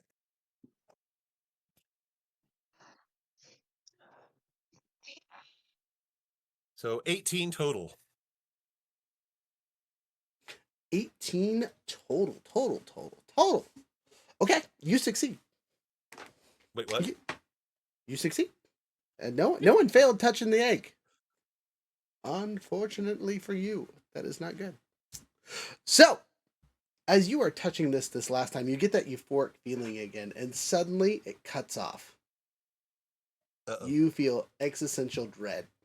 But Oh, mood's changing. Mood's changing. we're now going to cutscene to the last 6 weeks in the egg, right? So a little 6 weeks ago section, and you see Carter sitting in nothingness as he sits there and waits. A little goes by, and he hears a friendly voice and is able to look around. It starts to warm up a little bit. He sees more. Another week goes by, and he hears more voices, more friendly things. And he feels like he can get something good is coming, right? But then suddenly, a creature approaches.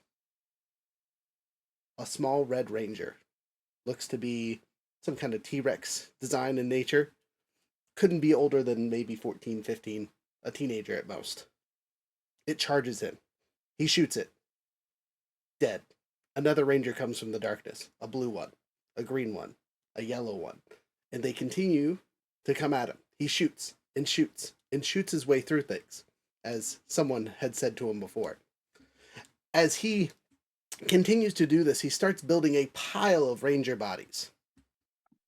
The one thing he is standing on as they chase him up. And these creatures are skeletal and dead, and they move in weird ways. And then suddenly, after weeks of fighting these things with no rest, no tiredness, no exhaustion, just cold and death, he hears a voice. I think that's enough.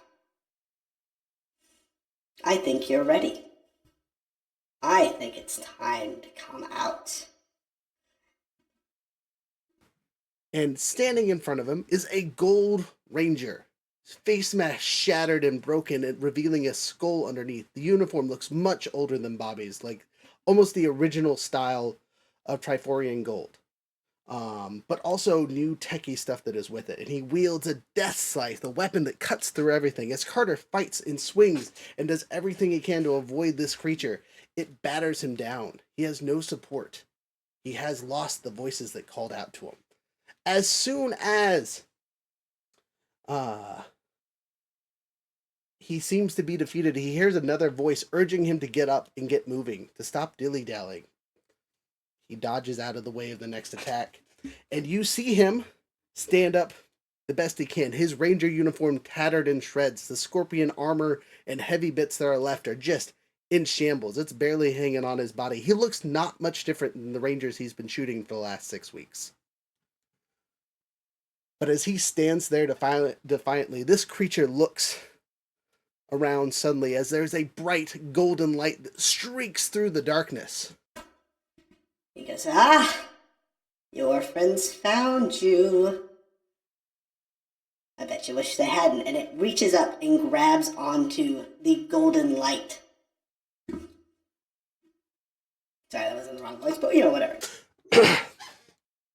So, as you guys, one second, let me get rid of this chat box. People over here being bots. Silly bots, go away.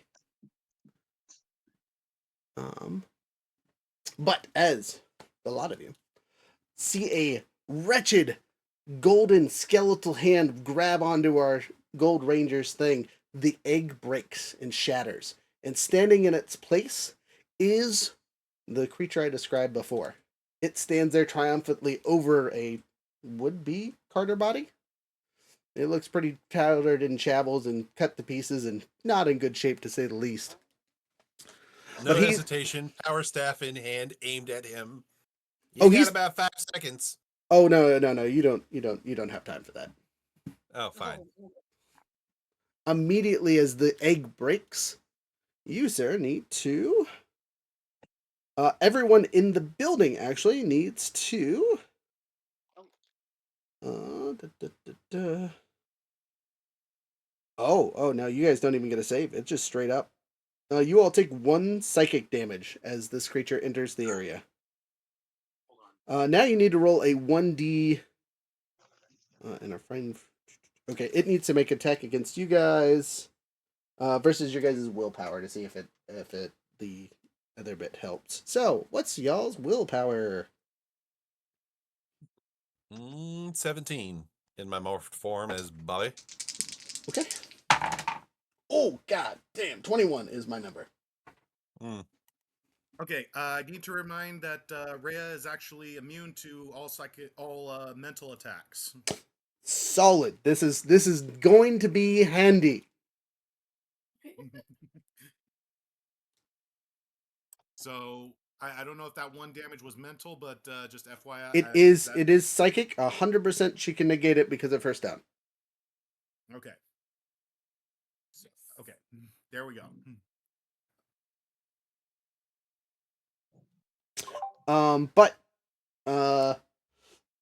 So I rolled a 21 total, so it's a 20 for you, Chaos, because this counts as a fear attack, so you get the negative.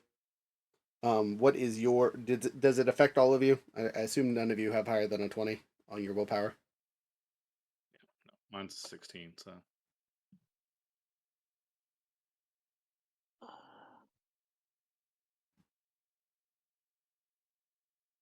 I think mine's 19. Okay. The Blue Ranger had a chance, but not quite. Yeah, actually, mine was 19 as well. So you went just beyond, just above and beyond. Okie dokie. So everyone is now frightened for 1d2 turns. So I will roll our 1d2 here. One whole. Oh, sorry, no, that's two. 2 whole turns. You now have What the does that mean in this frightened game? condition. The frightened condition means you afraid. This thing is giving you the heebie-jeebies, and you gotta go. But as per the rules here, frightened is suffer a downshift 2 die penalty when in sight of the fear and cannot move closer towards it.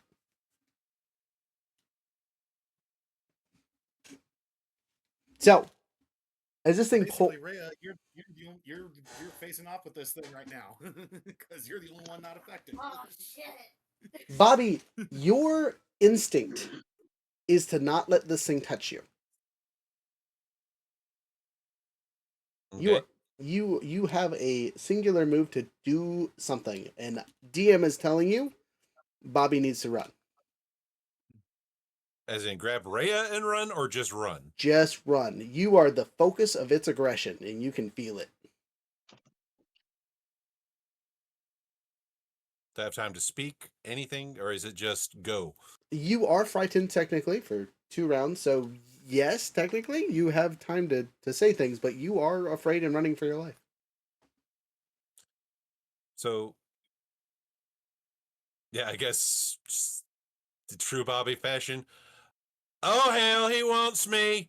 I'll lead him away, and he just sprints full bore using the calls the power wing, goes into fly mode, and just books it as fast as he can, Iron Man style, out of the base.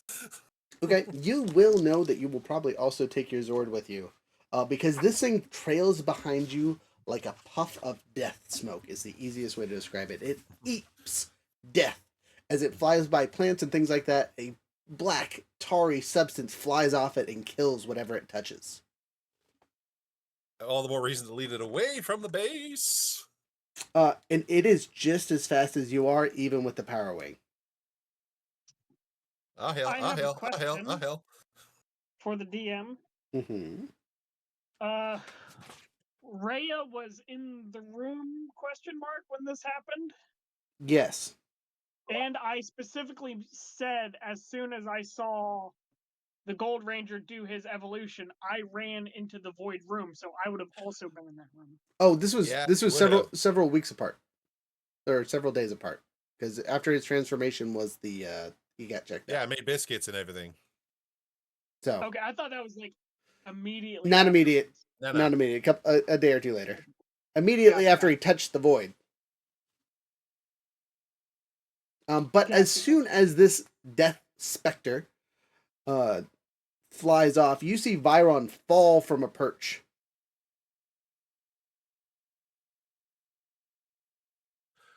Boss, it's after me! It's after me! He looks like he's having a heart attack. Oh hell, oh hell, oh hell.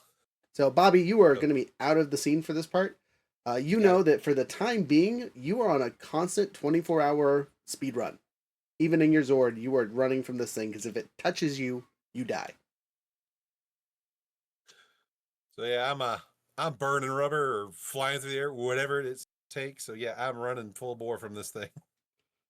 You do know it doesn't seem to have too much of a mind besides to touch you, and you can kind of just do circles. But it doesn't stop, and you don't get a chance to rest. So I'm gonna at least lead it to, like, the debris field where the ship crashed or something, but there's not a lot of people, and I could just lead it on a merry chase. that'll work. But just as a note for your character, Bobby is going to be out for a while. Yeah, he's distracted. So Byron's on the ground dying for the rest of you Rangers, and the thing that you're afraid of has taken off.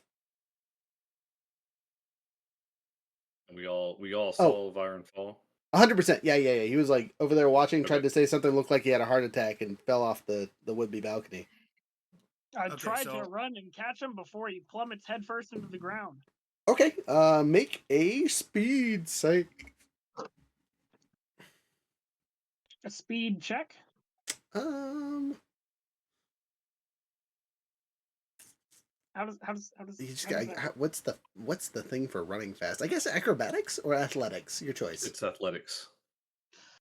Which is silly because I want you to use a speed ability, but too bad. Athletics makes most sense. Oh God. Can I use a car? My since I can call my bike. You're gonna catch Byron with your bike I mean, drive under him and then catch him. in the base. It's a bike, so it's not a huge thing. You are correct, but you are still inside a building. Your bike's not small. Yeah, it's motorcycle sized. It's a Power Ranger motorcycle size, sir. It's a shark. It's a shark bike, right? Or a narwhal bike, I should say. Yeah. Which is still just like normal size. But well, if he's falling off a balcony, I imagine it's like kind of like a 2-story cafeteria area. Yeah, right? yeah. Like it's got to be a bigger space, right? I mean, it's the command area above the command deck. Just roll an athletics check if you're gonna run and grab him. You're not gonna have time to summon your bike to try and catch him while driving. Ellie will definitely roll an athletics check. Yeah, I can't there's no way I can win it. I'm at snag on an athletics check. Okay. Ellie will definitely roll an trying to run athletics check. fast. That's a strength ability. Which is crazy for the Blue Ranger. You should be able to run fast. I believe in you. I can move like 60 feet in a turn. But anyways, Ellie will do it, I guess. 17? 17 is good enough to catch him, but take damage. So you both take 1 point of fall damage, essentially. And I think that's a little bit better than than having our leader perish by smacking his head. That's fair. Yeah. Blue Ranger, you catch up shortly after. This is kind of your specialty. This man is having a heart attack in front of you. What do you do? Use a medical kit and instantly heal him 2 HP. No check required. No check required. Okay, so you in your medical kit you have a defib. Yeah, give him the old clear. That seems to work. We'll allow that to stabilize him. Right, Rhea is gonna immediately shout, "Damn it, Bobby!" and call out to Zeph to give chase, basically. Ranger, no! Says Byron as he shoots up.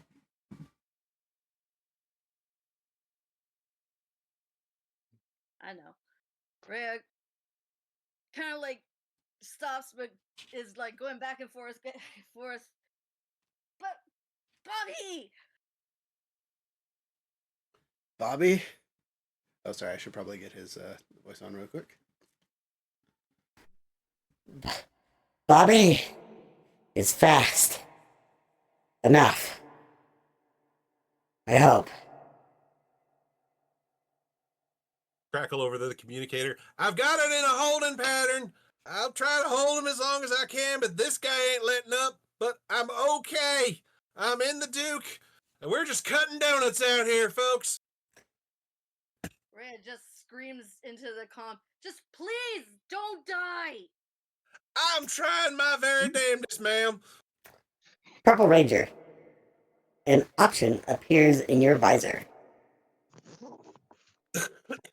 You can an option. You can open you have the option to give your team a little bit more time by throwing said Bobby and whatever creature is through a time tunnel, sending them forward a week, a month, a couple days, to give you some time to prep and figure out what the heck is going on. Would you like to burn 2 of your quantum dice to do so? Yeah. All right. Are you going to warn Bobby first? No. I mean, to be fair, it won't take you 2 weeks. It'll feel instantaneous for you, so you probably won't really notice too much. What is it about me and driving away from imminent death into mysterious portals? These are life choices, Bobby. Okay, so I know you don't technically use dice for your quantum dice, right? They don't actually have a number. They're just points. They're points, yeah. Okay, so you're running two of them, but I want you to roll a d20 two times and add it together to see how many days in the future you eat them. Okay, so 2d20s. Oh boy. Yeet the hillbilly. 23 days? 23 days, Oh my so God. 3 weeks. So again, for Bobby, it will be instantaneous. For you Rangers, Bobby's gone for the next 3 weeks. Also with whatever the heck is chasing him. Ooh, wait a second. I'm gonna use my chronomantics. I'm gonna re-roll this. Okay? Or would it be? Oh no. Well, You can use the story point to reroll. it's not a story point. It's a skill that I have. Oh, okay, I'm listening. I can re-roll any skill check and take whichever result I choose once per scene. Perfect. Great time to use that. Because I'm assuming I don't want to be without him for that long. Hey, this is the perfect time to roll low. It is now a total of 4 days. Okay, much more reasonable. Unfortunately, that might be way more fun than you guys are expecting. You're welcome, everybody. It's either I don't 23 or know, 4. I went to the room where Carter's corpse dropped. Okay, you do so. Your Lying Byron in... voice is still on. Oh, sorry. Thank you. I first want to do like standard checks, be like, is he breathing? All that stuff. Sure. Let's see. All right, I get to roll something I'm actually good at. Does he live to the experience? All right. Carter is dead. I would like to try something. What would you like to try and do? I have my cool crystal. Which cool? Oh, you're okay. Okay. I want to try to, instead of using an enemy's life force, take some of mine and pour it into him. Okay. You would like to try and do such a thing. Okay. I'll let it roll. Out of character, Vincent over your communicator. Don't do it! It's a terrible idea! Yeah, completely disregarding that. I'm gonna say 2 hit points. Okay. Of health. I'm going to try to, even if it's permanently, fuse with the crystal and infuse the power of the crystal itself into him if possible. Okay. You Well, won't need you won't need to do that. But yeah, you infuse Carter with 2 would-be hit points, right? The crystal shines into him, and you see him spew up black gunk, like the same stuff that was coming out of the death smoke before. He just spews it like he's been breathing it for ever, right? And is suddenly reequating to regular air again. And he flutters his eyes and looks up and goes, "Am I dead?" you're back up, but keep on puking as I like hit him in the gut to like get the rest of it. You do so. It works pretty well, except for the death smoke forms around his body into a suit. He is now covered in a black and green uniform with a constellation of a scorpion on its chest, and it seems to brightly shine green. It almost looks like it is made of void.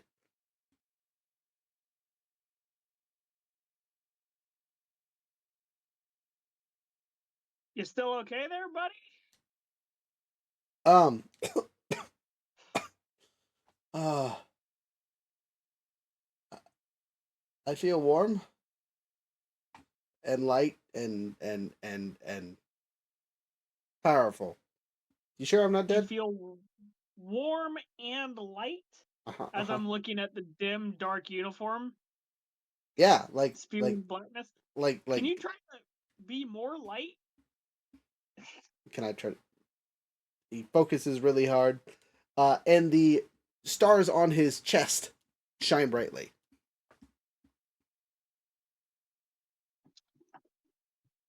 I think that's good. Maybe. He demorphs in his regular Carter, though he is still in basically no clothing because there wasn't much left of his last uniform. You'll also note that his morpher is bright as fuck is the easiest way to describe it. So like he still has the green crystal in the center, but the little usual blue lines are now infused with like sunlight is the easiest way to describe it. Can you like dim that at all? Just like I'm gonna go grab something as I go rummaging around to see if I can find like a lab coat or something. He thinks about it and it seems to calm down enough to where it isn't blinding. Oh my god, please tell me while he's rummaging around he finds like the overturned tray of biscuits. The biscuits got absorbed by the void. You fed Yes, you fed but the void. the void has spat a bunch of stuff back out, so I thought maybe No. just It scattered. ate those biscuits. Those good biscuits. Oh, apparently even the unending darkness loves Dobby's biscuits. Yes, for sure. Anyways, Ellie's assisted Byron to the medical area. She comes in while Nathan is rummaging for everything. She just appears there basically at this point. That's all she's doing right now. Rhea comes running in almost immediately after. What did I miss? Who are you yelling at? Another one of us woke up. Hey, thanks for the follow. For fuck's sake! Can you not? She immediately shuts up and takes a deep breath, puts her hands on both of his shoulders, and shakes him like, "Stop scaring the crap out of me!" Who are you yelling at? Again, who are you yelling at? Is that a Carter or Nathaniel you're yelling at? That is Carter. Okay, Carter just nods and no, fuck you. What the fuck? You don't even know. You don't even know. I'm gonna tell you later, but he just pukes again. This time regular vomit, not void. For whatever the hell's happening. Also, Gimfi, if that's how you say your name, feel free to join the Discord community. All the links should be in our stuff and things. It's the Epic Sages community if you need to search it up. I will, if I don't see you before the show, I will message you afterwards. What's the appropriate meme, BT dubs? For those of you in the chat, we got the gnome puking rainbows. That's it. Anyway, at this point, this is we're at the 2-hour mark, and before we continue, I think this is a great time for bathroom breaks, drinks, foods, all that fun stuff. So come back in 5 minutes. Today's break song dun dun dun dun dun dun dun is actually made by Younger here. This is his song. For a different show. It is. It's really not for any show. It was a whatever, just a thought in the brain. But I hope y'all enjoy it.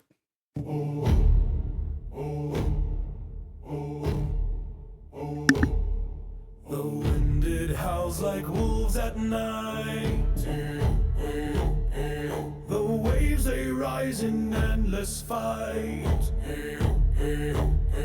The stars are lost, the path unclear, but still I grip my oar with fear. The gods may play their games above, while mortals die for war or love. I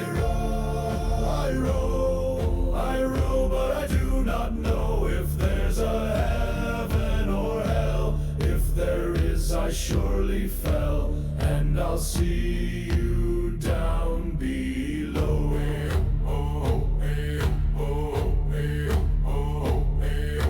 My brother sank with iron deep.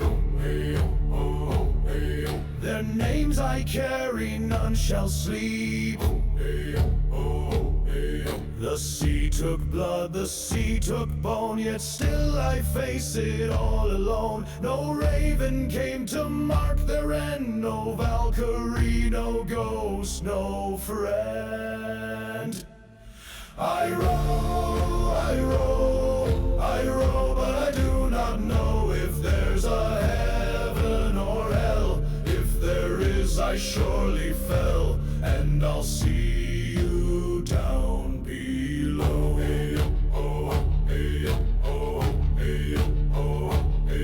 If fate would drown me, let it try. I'll curse the storm before I die.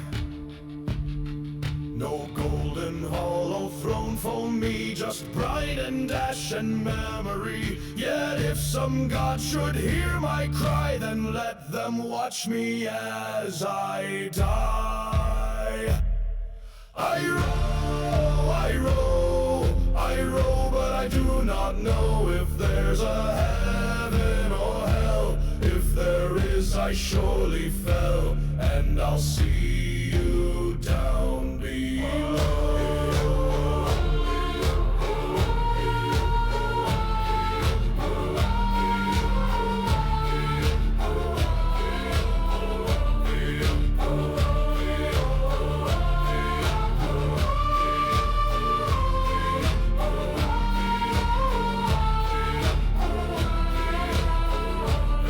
So let the gods avert their eyes.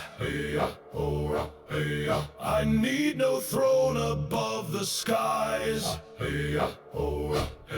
My oar is oath, my will remains. I carve my saga with no name, and if I'm damned, then let it show. I'll drag the tides to hell below.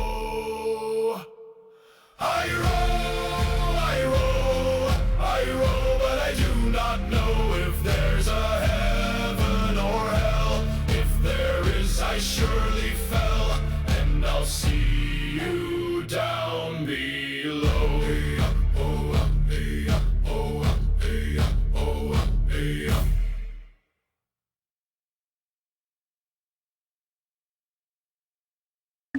And with that, we're back, or at least some of us are. Wouldn't it just be perfect if this was the time Vincent decided to stop by and go, I'm sorry, did I miss something? It would be. Just as a side note, I gotta shout out these guys right here. These crispy dill chips made by Fresh Gourmet.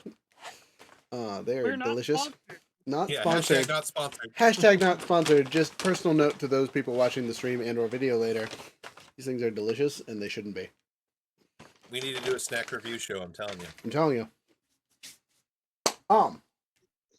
So now that I hope you enjoyed my the things in my head coming to life through Suna. Yay! I was gonna say we don't have Veerling here to tell us whether that song slaps or not. So anyone else want to take that role? Oh, that was a good one. All right, take that. That's good. Okay, so let's switch the screen over here back to seeing our faces. Yeah. So Carter's alive. Thank you for that, because that was definitely a failure on the rolls. I already had 2 negatives because 2 of you Rangers did not talk to me. So, but Vincent didn't really have a reason. that's fair. No argument. Well, in Ellie's defense, she didn't realize that Carter was that's what Carter was doing, and it was only after the death scenes that she was realizing, oh crap, and she thought it was maybe a little bit too late. And in Rhea's defense, she really had no. What do you mean? You talked to him. You did a positive thing. You talked mad shit at him. I did talk. Oh yeah, that's true. But for Vincent not coming around, Rhea had her reasons for. That's something else. Not even mad. No, that was good. I thank you, Younger, for saving Carter, because 100% he would be dead. Nathaniel walked over there like, air, motherfucker, do you breathe it? But now that we've done the downtime for this session, I would like you guys to take a second to go over what you actually upgraded for your ranger. I'm going to start with Carter's, because it's probably not super duper clear what he got. But I should have got an upgrade to my it was Sparts, I think, this time around, or was it social? It was one or two. But I instead took a different upgrade. The level 12 upgrade though I took was solar form. So we are highlighting this form and calling it starlight form, but it is the same thing as solar form. So solar ranger powers gives me +1 to all my weapons of an element of my choice, and it can be different for each weapon technically. It takes an extra personal power to activate the form at the beginning, but not that big of a deal. It gets upgrades pretty much across the board for a lot of different stuff. The other big thing I got was Sharpshooter Grace. So that's giving up my upgrade for the point is what I took. And what that gives me is... I gotta look it up again. But it's nice. Just know. It's from the original core rulebook. Let's see if I can find it really quick. Dun, dun, dun. Where could it be?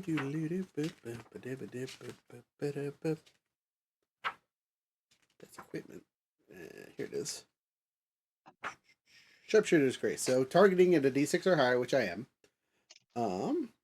You no longer suffer snag when making a range attack outside the weapon's normal reach. So with my rifle, it was 150, 300. So now I have a 300-foot range with it. And then I gain an upshift 2 on ranged attacks made within 30 feet. So if they close, So they're basically, gonna. when you're spamming the hammer, you're going to be nearly close to auto successing or Yeah, auto critting. exactly. Yeah, with if I use my power weapon, have Younger's upgraded ability and all that other stuff, 100% my first shot is an auto crit. Yeah, and with the ability I just took this round, I gave you an additional upshift. Everyone or just me? You. Specifically you. Specifically me. Oh, okay. I need to make a note of that. I gave you aim apparatus, which gives you a +1.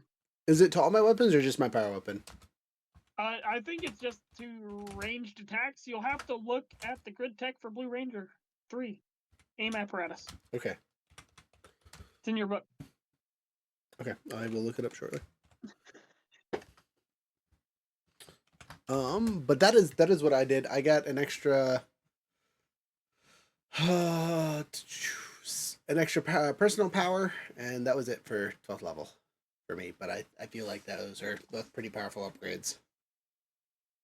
I will read off the solar form really quick if you guys need to look up your stuff.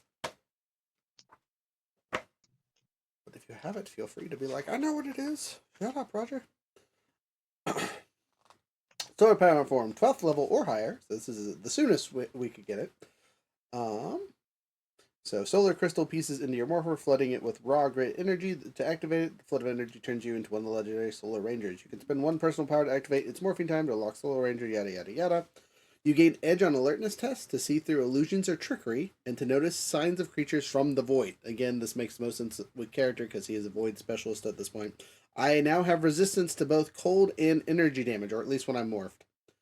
My standard target-based weapon, so Blade Blaster, Turbo Blaster, whatever, my pistol whips, become solar energy version and inflict an additional fire damage, and then my power damage deals 1 additional damage, and you change it to an elemental choice of my choice. Blah, blah, blah, blah, blah, blah, blah. That's the solar powers. Yeah, solar form is really nice. But do you sparkle in darkness? Like a vampire? I The opposite of a vampire? Like a star in the night sky, like a Uh, star in the void. 100%. He's the ranger of the stars out on the frontier. No, wrong song. We have better songs. Anyway, who would like to go over their stuff now? I've spent 5 minutes talking about mine. Blue Ranger, what all fun stuff did you get? Obviously, we got the aim apparatus. I gave Carter a +1. I then have my X-ray vision, which I showcased a couple times or attempted. I then also got the morphing grid map suite, which means I'm always aware of my position on the morphing grid, no matter what. And then my upgrade was to strength, which that really means conditioning. More I health, had to baby. go. I went up one in conditioning. So I got up to 5 HP. And then I took the general perk Never Back Down to boost my HP an additional 2 points. So that's why Rhea was beating me relentlessly, and I was keeping on getting up. And it was like, he actually goes down faster or more frequently. I now have almost double what my HP was last level. So just as a side note for this aim apparatus, it doesn't give me an upshift. It gives me a permanent increase to my targeting skill. That's basically an upshift, right? I mean, essentially, but like, it's all targeting. I could pick up a bow and arrow. It didn't have to be a power weapon. I throw a rock really hard. Mm-hmm. Noted. Thank you. You're welcome. I was hoping you were going to become a bad guy and shoot us all. Just kidding.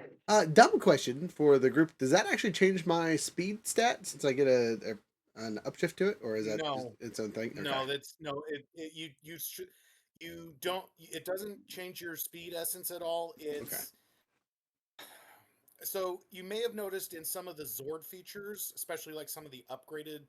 If you research some of the upgraded Zord features, it says something. One of them is like +1 in speed and then +1 to the driving skill or something like that. You still up your speed essence and you take the skill point for that, and then you also get an up one in the driving skill as well. So think of it like that. Gotcha. So bonuses without extra defense. That's fine. That's still cool. Yeah. And then so those are my my 3 new grid tech abilities because of the skill thing I took last level. I got 3 instead of just 2. And then my HP is up a shit ton. That's it. No more. Fantastic. Purple, what about you? What quantum gate? You have like 2 levels to tell us about. Yeah, I got 2 levels to talk about. So when I went to level 11, I had a social increase, so that's where I upped my persuasion. So that's now at a D6, which kind of came in handy, I guess, tonight. The grid power, I took the Zeo crystal grid power. I know that was discussed. Y'all kind of covered a little bit of what happens with that last week or last episode, so I won't bore you with those details again. Level 12, I got a strength increase and put that into conditioning. So now I have 4 health instead of 3. So I can, take a little extra hit. I don't know, 1 more extra hit. The general perk I took was the ultra heavy armor, so now +6 on my armor, making it 24 morphed.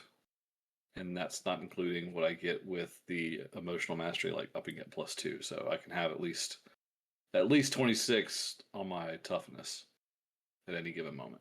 So 24 minimum, 26 at least. So that's wild. Yay me.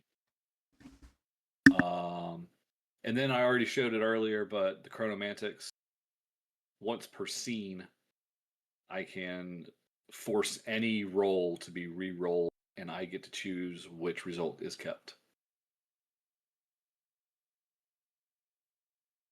So double rude. Fun time. Couldn't hit you before. Now I really can't hit you. Yeah, if I don't like that roll, I just get to just say, nope, re-roll it. And if it's sucky, I say, you take that one. Double critical. So, yeah, fun time. But those are really the big things that I got.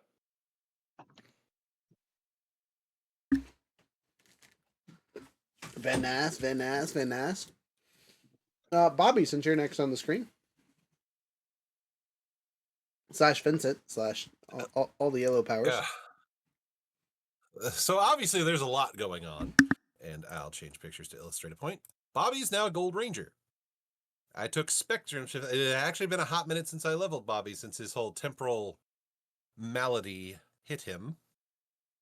But I leveled him up to the current level. He took Spectrum Shift at level 8, which changed fundamentally pretty much all of his Ranger powers, and I'm not going to spend a whole lot of time going into that, but suffice it to say, he is now set up to tank. And playing into that, I took Heroic Intervention, which is again, I have to look at the character sheet here. I always get the grid powers and the perks mixed up. Okay, so these are perks. Heroic Intervention. So 1, I just give the party an extra story point every session. We heart you. By spending 1 power on another person's turn, I can move up to 15 feet so long as it puts me adjacent to any ally or enemy that is currently taking its own move. And as long as I am adjacent to an ally, I get a +1 on all defenses. I also took Never Back Down because this is one of the greatest perks in the game. That's crazy. There's like been at least 3 people in this party who took Never Back Down, but one of them's dead. Unfortunately, he backed down finally. Yeah, but I've got abilities like Golden Guardian, what is it called? Hardened Armor. I'm basically built to tank now. On Bobby's side of things. For my sake, what is your toughness rating? When morphed and not standing next to somebody, his toughness is 21. If I'm standing next to one of my friends, it's a 22. And that's also if he's not currently has the Power Wing equipped, because I think the Power Wing gives you a defense buff. Words.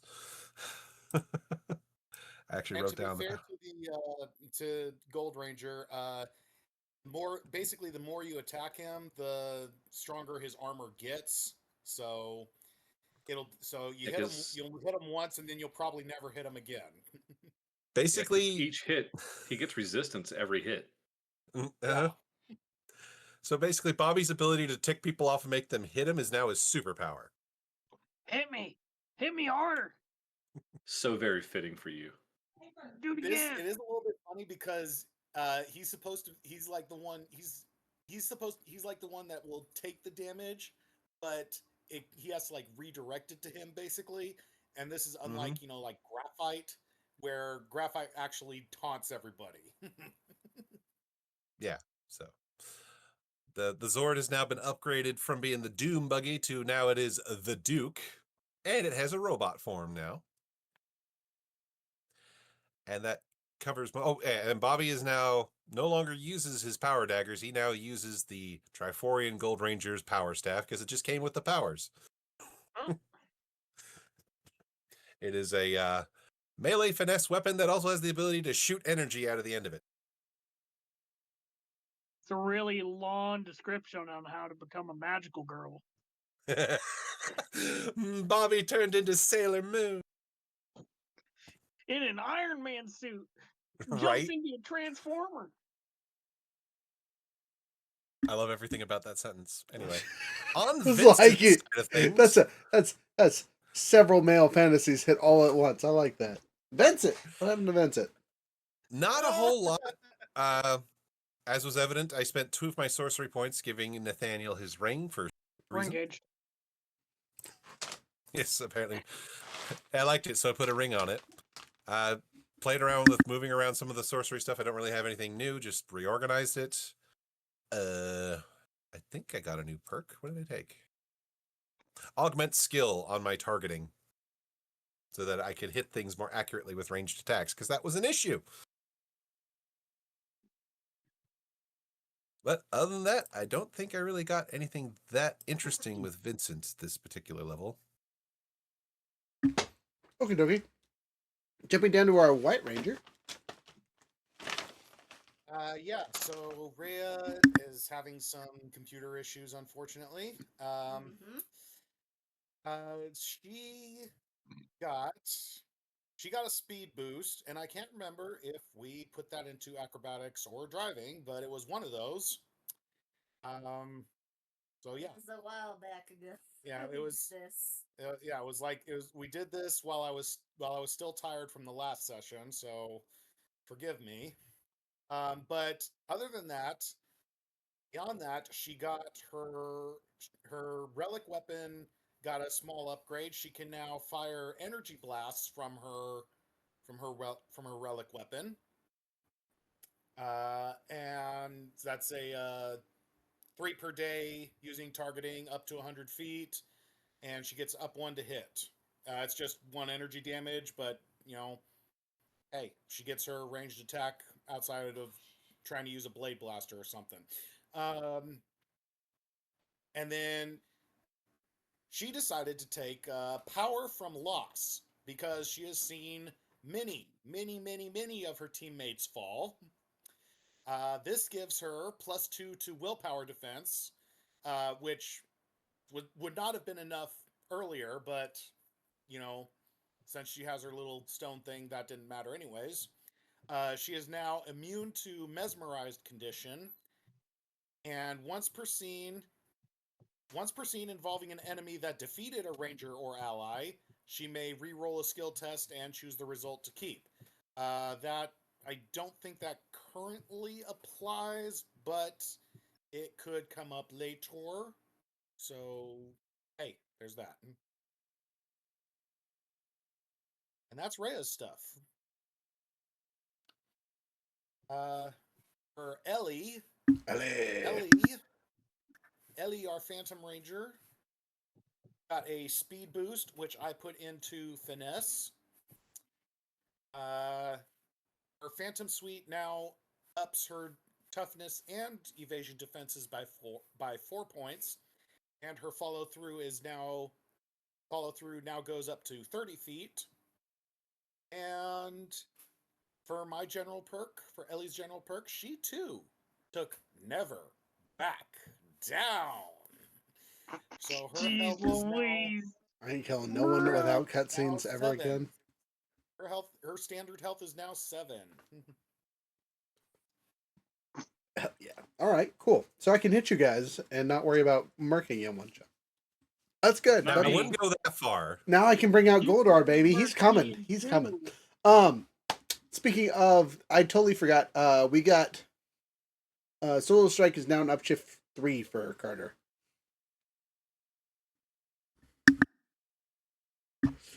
But that's for housekeeping bits. Now we all know what we can do, all that fun stuff. So try to remind your friends when they start forgetting about things. It will be so you sent the group of Yahoos 4 days into the future, right? The Yes. Benny Hill skit, 40 days into the future. Yes. Okay, so you have 3 days to prep because it's going to take a day for both Byron and Carter to kind of like recombobulate after what just happened. Obviously, Bobby would also probably need some time, but he is going through a time warp. Dance to the time warp. again. Thank you. I do appreciate all of you saying that, and several of you mouthing it in your heads. I can tell. So, with all that, what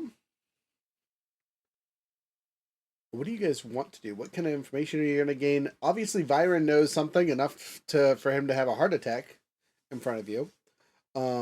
Carter's back. You might have questions for him now that he can respond and is not a pile of bloody rags on the floor.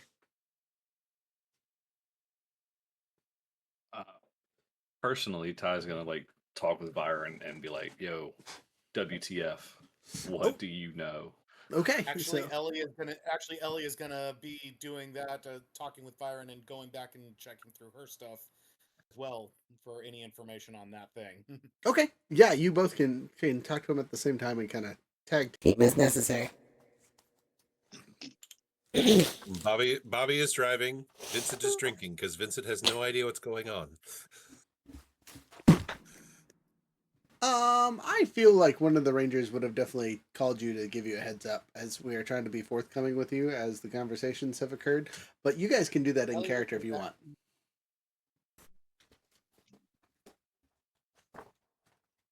I'm not I'll calling give, him. No, I'll give Vincent a ring. Ring. Nathaniel, can you please explain to me why my putties just saw a solid gold SUV drive into a time portal chased by the Grim Reaper? Absolutely. That was actually what I was just about to call you about. Carter woke Just up. good? Yeah, and when Carter woke up, he had a baby. And What? the baby is the Death Reaper thing. I assume it came out of him, probably. And it's now chasing the Gold Ranger, which is actually Bobby, who's turned at least 27. He might not get carded for an ID now next time he goes to a bar. But 15 yeah, on a culture arcane check to make sense of any of the nonsense he's spewing at me right now. Roll it. and I rolled a our 15. Amethyst Ranger says that they'll be back. They'll be back here shortly. So you should definitely show up. I'm on my way. There might have been a heart attack. You know, people fell off a balcony. Don't worry, I used a defibrillator. Good. Byron's fine. Oh, that's wonderful. I'm just on my way over. I'm on my way. Oh, thanks. That'll make it a lot easier to explain in person. Do you happen to know any way to get nasty, dark chaos stains out of clothes? It's more like torn rags, but Carter has some leftover clothes that are like, I think they're permanently stained. I will have a look when I get there. Thanks. Hang up. Oh, please tell me it's somebody who's currently pissed that runs into me first when I arrive. That could be the case, but purple and phantom. Time to kill Byron. Grill, not kill. Grill, not kill. Yeah. So Ellie is, of course, Ellie and Ty both are going. Byron, do you know what the heck that was?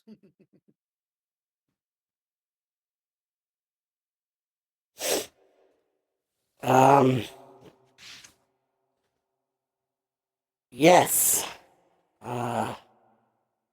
That was the Death Ranger, also known as Spark. What's a Death Ranger? Something that should not be here. He is from my timeline. He is the end of all Rangers. He is the part of the grid that holds on to our essence and uses them as minions and can take over living Rangers and turn them into monsters and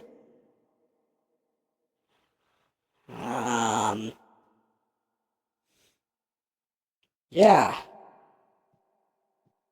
That's what happens to Rangers when they give up and make a deal with Lamar. So you're telling us Carter gave up? No, Carter's right there.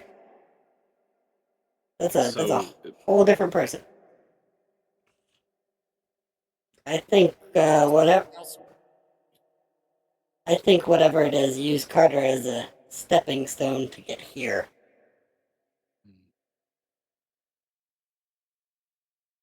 That would make sense if it wasn't, because if it didn't take over Carter, then it obviously needed something else to.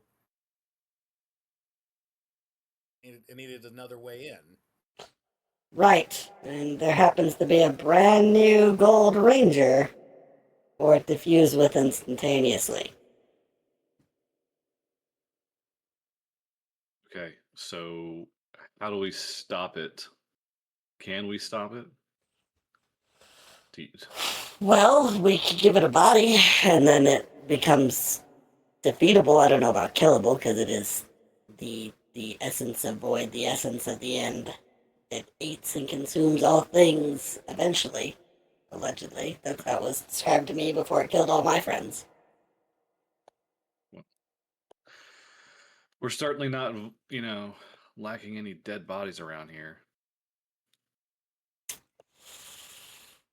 Right. Yeah, this town's full of them. Yeah. Hopefully Bobby does not drive past the morgue anytime soon. Yeah. Okay. So the only way to get it into a physical form to handle is to give it a body. Correct. And if it touches, and if it grabs Bobby before then, it will take his body, whether he likes it or not. Well, I'm assuming the said body has to have been tied to the grid. That would make a stronger connection for sure. It specializes in taking over. It's not a requirement. I would say for it to truly bond, yes. Okay.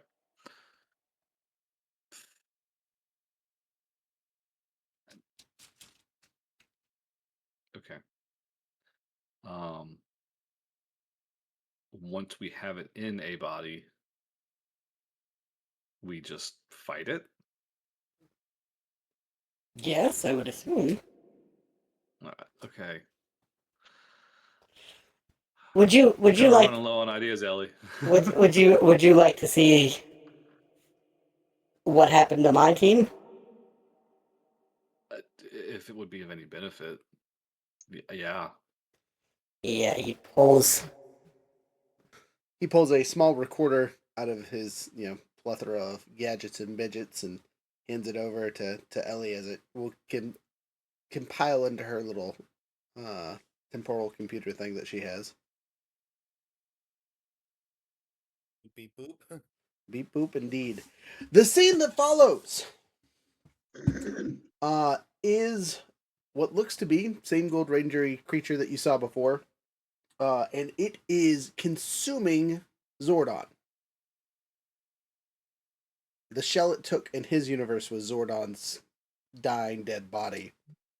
And it literally ripped Rangers in half. After killing them, it would stand over them for a second. They would recompile into a creature and start attacking their friends. It looked at one point like he was able to also take over ones that were still alive and have a very similar effect to the dead ones. But the dead ones were easily transformed, whereas the living Rangers seemed to resist for some time before they were ultimately turned. And this is the first time you've seen Byron in his Ranger form. Byron was a Silver Ranger.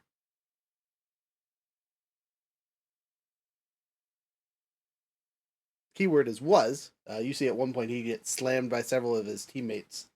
And the recording ends with you assuming him getting defeated, destroyed, thrown through a time portal or something.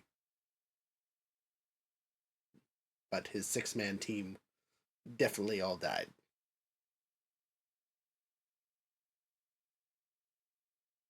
So that's the last thing you saw before you got here. Yes.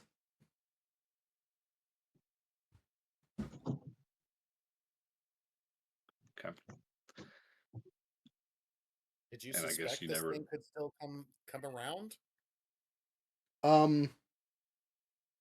No, I don't look. I'm gonna be 100% honest with the two of you here. Oh, sorry, let me get his voice on. I'm gonna be 100% honest with the two of you here. The person who brought me here did so accidentally.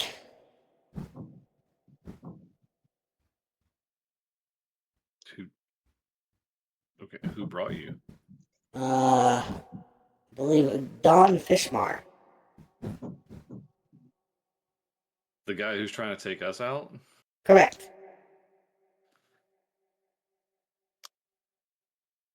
Well, that's an interesting piece to this ever-growing, complicated puzzle. Yes, I don't know if I was his first thing he pulled out of the time fissures, but I was definitely near the beginning. I was able to steal some of his notes and information and basically repeat the process to start acquiring new rangers to form a ranger team because we're in a universe where all the rangers are dead. Allegedly. Except for Ellie here.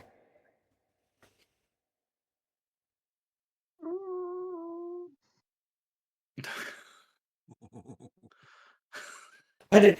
Time out. Out of character. Why did you just have an aneurysm?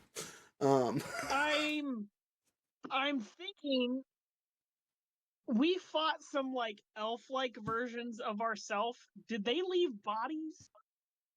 No, they turned into snow, water. Yeah. They pooped No, away. yeah, Okay, those are what about the guy who was crayfish actually things. in charge of them, though? Say what? The dude who was in charge of the snow people. Commander Crayfish? Crayfish. That was a hard fought battle between Purple and him. Okay. Yeah, 3 so times he kicked does my not butt. count. So the dead rangers we have are literally digging up the graves of the old rangers, right? Desecrating our old friend, and or potentially finding and killing the fake red psycho ranger, and then putting him in his body and or his living body, and or getting him to kill the red ranger. Is that an option? It doesn't sound like the bodies have to be alive. It's not a requirement that they have to be dead. They can be still So like, is alive. there any way we could like try to find him and just be like, take this one? That's what we're trying to Seemed pretty figure out. set on going after Bobby. Yeah, but we don't. We just no. We can't let that happen to Bobby. Oh, I didn't say let them have Bobby. Obviously, all we know right now is that he's very interested in that. Yeah, he's chasing Bobby. So I'm just saying, is there a chance that we could either create a host body with the fake Red Ranger, and or could we find one of the previous Rangers of this timeline that are dead in the graveyard? I feel I've walked into this conversation at a very awkward moment. You're telling Yes, you me. have. So, Nate, I like the I like the brainstorming, but we only have one body to dig up that I know of. The Red Psycho has gone somewhere that we can't even track. Fishmonger probably has him. We are not using Elodie's body. I didn't say we were. It's just these are the options in front of us. They're just rangers. We're a dime a dozen. We die real easy. I mean, why don't we just pull a ranger from a timeline, like we were, We don't need to pull any or talk any to living Rangers. or talk to Fishmar. I have an alternative, seeing as how we cannot access my malign creation. Okay. Rhea, eye twitching, turns to him. Tell me, do you have any idea how easy it is to go to Psycho Ranger into a fight? Minus my malign creation. Most of the Psycho Rangers that exist in this universe will go to fight something at the drop of a hat. We simply need to find one to take the bait. And then we just let the two problems start to resolve themselves while we, how do the young people put it, yeet them into another dimension and let it be someone else's problem? I like the idea. My only hiccup here is I don't know, and you can take offense to this if you want. I don't want this Death Ranger to possess a Psycho Ranger. No, by all means. I don't even know what the full extent of that merger would cause. That's my concern there. If the Red Psycho was already as powerful as he seemed to have been, giving him a Death Ranger, the Death Ranger to possess him would be moronic on our end. Besides, it would be a moot point. He seems to have his heart set on a Gold Ranger, and you only have two options in that regard, myself and Bobby. Right. So, I could be the bait, but I cannot guarantee any degree of success I would have in fending this creature off. That is a thought. Yes. Yes. The cowboy. Is there a reason why we don't want to use this timeline's Rangers bodies, like Nathan suggested? I mean, I have no personal We- issue with it, but Do we even know if they're buried or even around anymore? it'd be a very easy thing to find out. Yeah. You guys, have you guys never seen the memorial?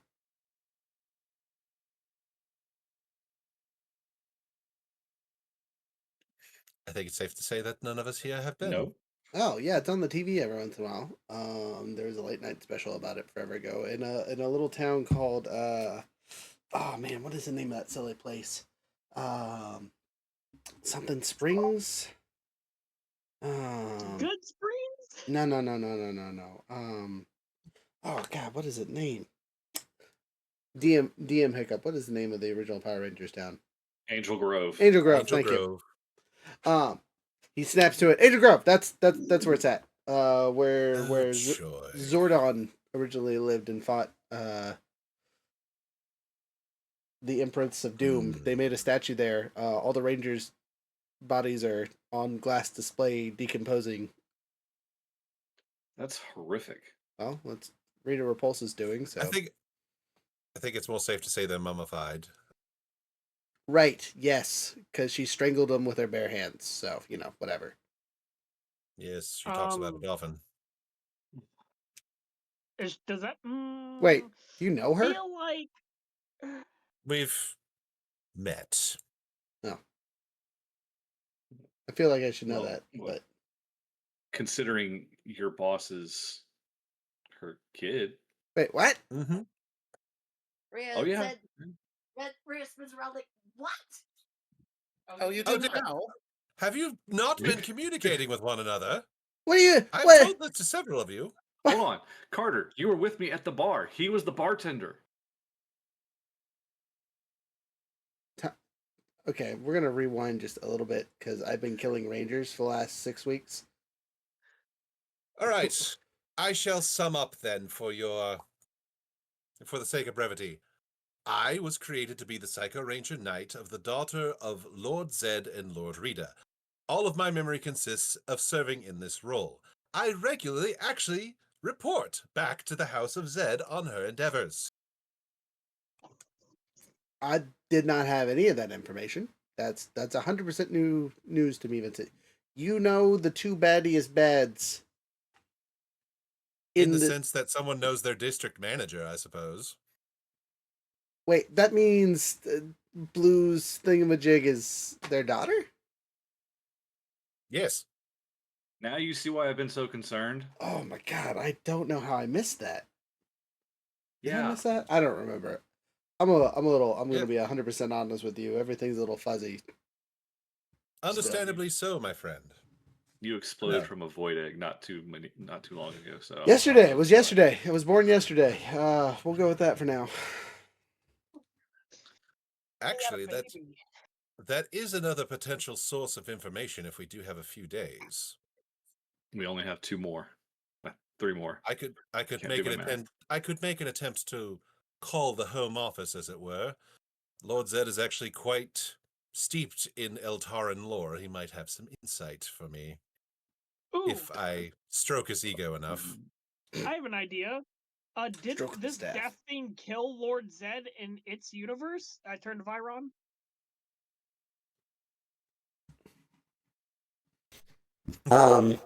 Theoretically. So could Vincent, could you possibly like switch that order and be like, we have a class 27 threat. We could get rid of it maybe if you could lend us one of these dead rangers. I will let you know how the conversation goes. How is that? Most Sounds of the time, great. I end up talking with one of the lower dregs. Although every conversation with Master Finster is at least enlightening.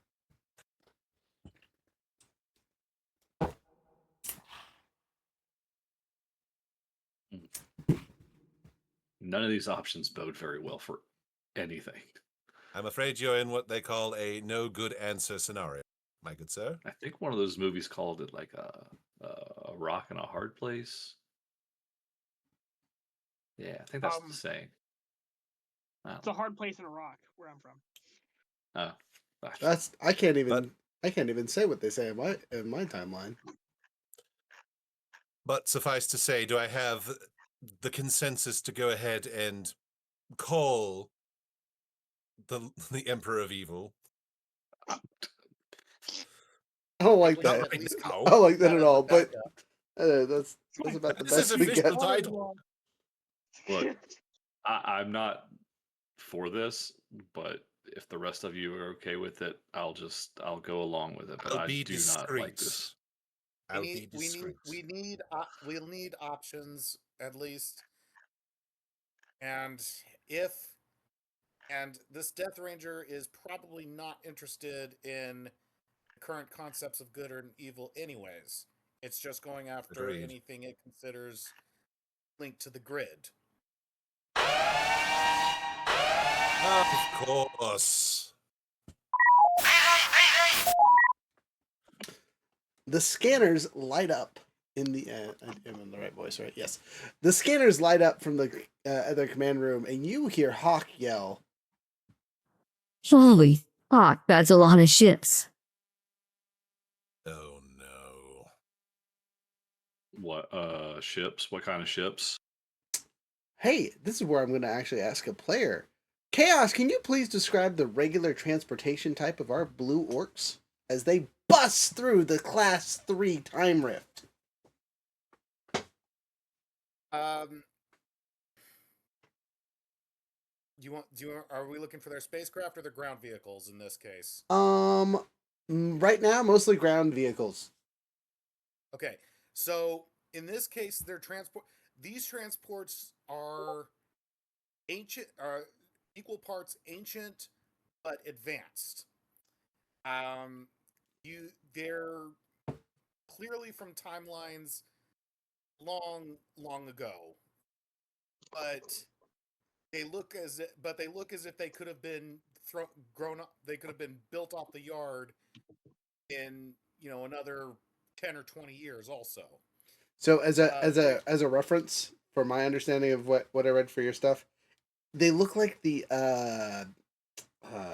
Atlantis ships, kind of, right? a little bit. That's part of what I went with. I'm honestly, I was thinking kind of a combo between that and you remember in episode 3 on the Battle of Kashyyyk, Star Wars episode 3 in the Battle of Kashyyyk, there was the one rolling tank. Mhm. Their troop transports look more like that, armored but unarmed, and they have slower moving siege vehicles that just have a single very large cannon, which I will also say caused a lot of trouble for my team in my previous session. But yeah, that's again, these are not this is not something like, oh, it's amazing. It's just new because it's a new species that's coming through. That's all that at this point. Okie dokie. Sorry, Rhea cannot react to this. She's busy with something IRL, but she will react to it as soon as she gets back. Okie dokie. So on the scanner, you guys see a whopping 6. It's not a lot. Starships that come in with a plethora of 99 ground vehicles. Oh, jeez. So it is an invasion force to say the least. You don't see any siege vehicles at this point. They are all transportation. So each one of these 99 vehicles holds 10 people. So you're looking at 999 ground troops plus however many 6 spaceships hold. Yeah, I didn't get that. I did not get that far into it yet, but yeah. So these Fair 6 enough. spaceships are 4 escort fighters, essentially. So they're single person crafts, probably carrying important people, and one large, we'll say, command vessel that probably holds 60-ish people at least. Rhea's panicking.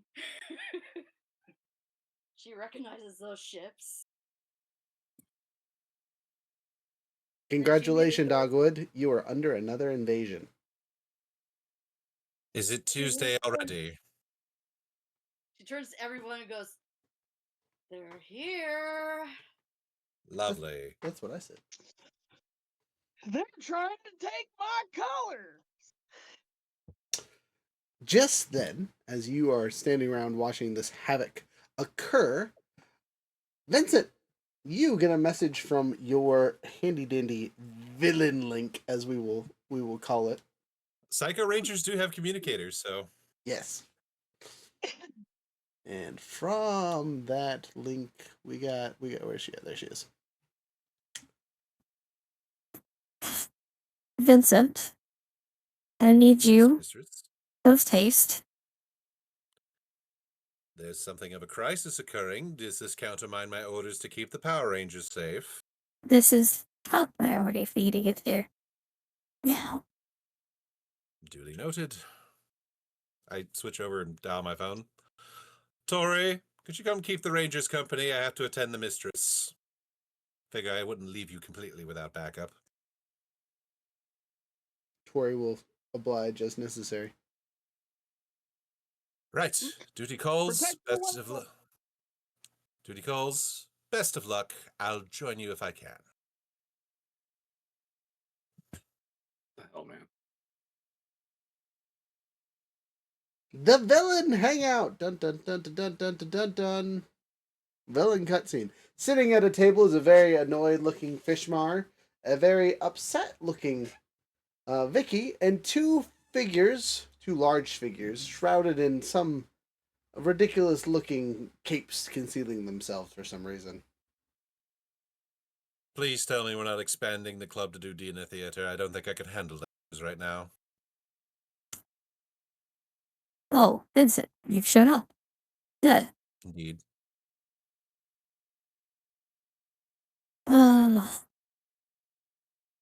My uncles have arrived, as per your request.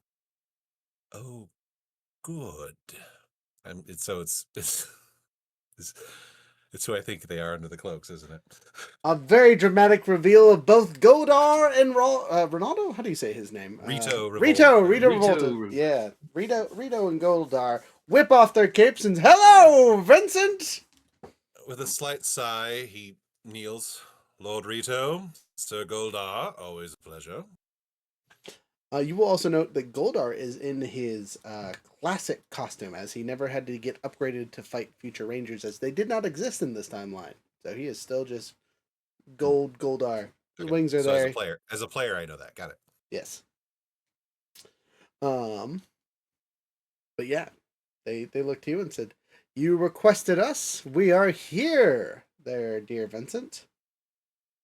There's quite a lot going on. In fact, one of these temporal rifts has unleashed some sort of invasion force. I don't suppose we have any spare putties to help mitigate things. An invasion force of Earth? No way the Mistress will let that stand, especially because she arrives here in 2 days. Oh. Good. Along with Lord Zed. Oh. You are to prepare their arrival. Yes, I have news on the Ranger front, actually. Mm-hmm. The Yellow Ranger is no longer under a chromatic malady, but he is now being chased by something called a Death Ranger that is apparently the Grim Reaper of anything attached to the morphing grid. Goldar looks confused, and Rito shakes his head. No, we're not attached to the grid. We use magic. It's fine. Zed might have an issue with it, though. Yes, I'd actually intended to inform him of this development, but it seems I'll have opportunity to say so in person. So why was my presence needed? What service am I to render? You are to prepare for the Lord and Lady's arrival. I would assume that means making sure that the city is not leveled before they have a chance to do so. Yes, and you are to commandeer the Rangers, as they are right. their welcoming gifts. Aha. Very well. I shall set to the task. Is there anything else I should know? Keep an eye on this one. She looks uppity, says Rito. I don't trust her. She seemed very upset by our informed arrival. She's been trying to delay us for weeks. Using this magnificent specimen as a distractor for us. I see. Well then, I shall set about making sure the Rangers do not destroy themselves facing this new threat before our Lord and Lady have a chance to do so themselves. Good. Good. Yes. Get on that. If you need help, we're pretty bored. Well, it is an invasion force, so if you feel like venting some frustration, by all means, I would appreciate anything you'd wish to lend to the cause. He would not dare to say that he needs their help because, again, technically in station, they're above him, so him asking for their help would be seen as impertinence. Come on, just ask us. You know you want to. O mighty Lord Rito, and brave, powerful Sir Goldar, would you lend your humble servant aid in this time of need? They look at each other. Yeah, that'll do. Out of character, just stroke their ego and they go along with it. Very well, I shall be headed to the invasion site then. Probably summoning as many putties as I can along the way. No, go to the Rangers. Your job is to keep them together. They are a package deal. We don't want any of them running off. You already said the goblin's gone. He'll be back. Exactly.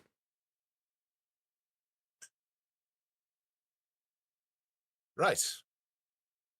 Oh, and you said Fishmar is here? Fishmar is sitting at the table looking disgruntled, but he is here. He's going to point at him and go, I want my pet back. He doesn't belong to you. And he just marches out.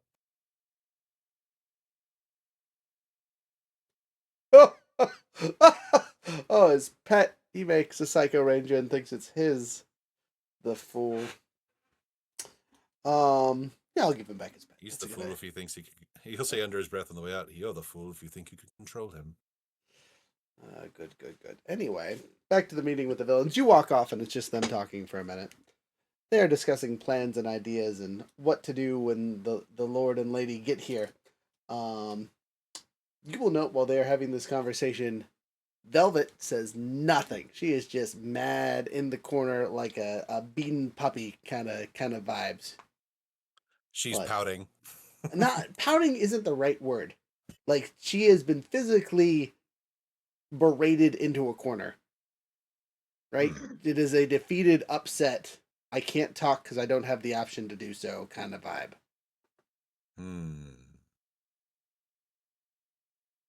Probably the first time that you as a character. Probably the first time I've ever had real sympathy for her. Yeah. But she's got not only her parents showing up, but her uncles that well outrank her essentially, because she's been. At least her brother didn't show up. Right. Because she's basically been on would-be guard duty for the last 20 years or something silly. You know what I mean? Since she was a child. And all of a sudden, all the crazy things are happening, and Rangers showed up, and Mommy and Daddy have to come and clean it up. Is how they are treating her, essentially. And they're about to take away her toy. Or toys. I have no way of really getting secure communication to the Rangers because of my psycho communicator. I could try this phone and hope that works. What about your ring? Can you connect to your ring? No. All it does is keep you from getting drunk. Thanks. But no, psycho morphing once I'm out the door and power leaping my way across. Damn it. You do so with minimal issue.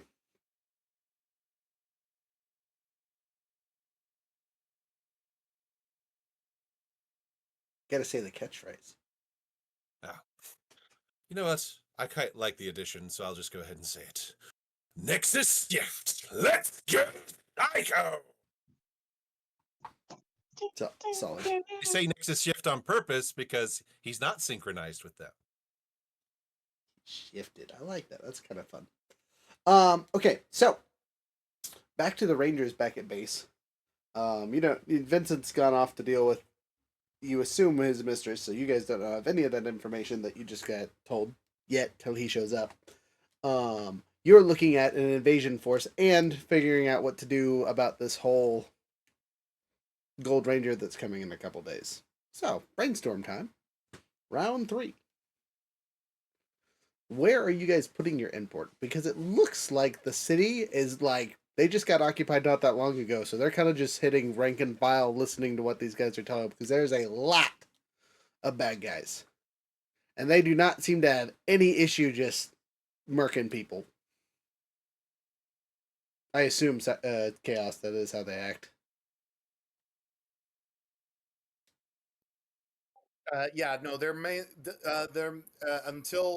They're until their leadership actually shows up. It's usually the standard standard occupation tactics. Resistance gets put down. Anyone not resisting, they may get rounded up, but nothing. These people operate on the standard bad guy procedure pretty much. Gotcha. So I will ask the question: are they willing to just kill civilians that annoy them slightly? Is it at a whim, or is there some kind of rules of engagement kind of scenario? So I do have to mention that unlike with putties and cogs and most of the minions that we've fought so far, these actually are living and breathing and very much, otherwise, quote unquote, regular people. So there's going to be the trigger happy among them. There's going to be those who are more patient.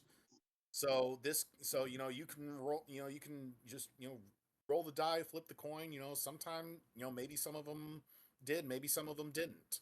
Okay. These are just regular troopers, basically. Okay. So I'll put it like this: they seem hyper aggressive currently. Correct. Yeah. No, they would definitely be hyper aggressive. So especially because they just arrived, yeah, they would be in full get in there, put down any resistance. So yeah, I mean these guys probably would openly shoot civilians that try to fight back, but any civilians that don't, they'll completely ignore. Otherwise, Gotcha. Okay. So the poor police officers doing their job are getting marked pretty hard. Hey, we have a police officer friend. Let's see if they survive. What is your dice rating for the friendship with the officer there, friendo? Chaos. yeah. Oh dear. I think it's only a D4. Let me find that again. Okay, I'll go with that for now.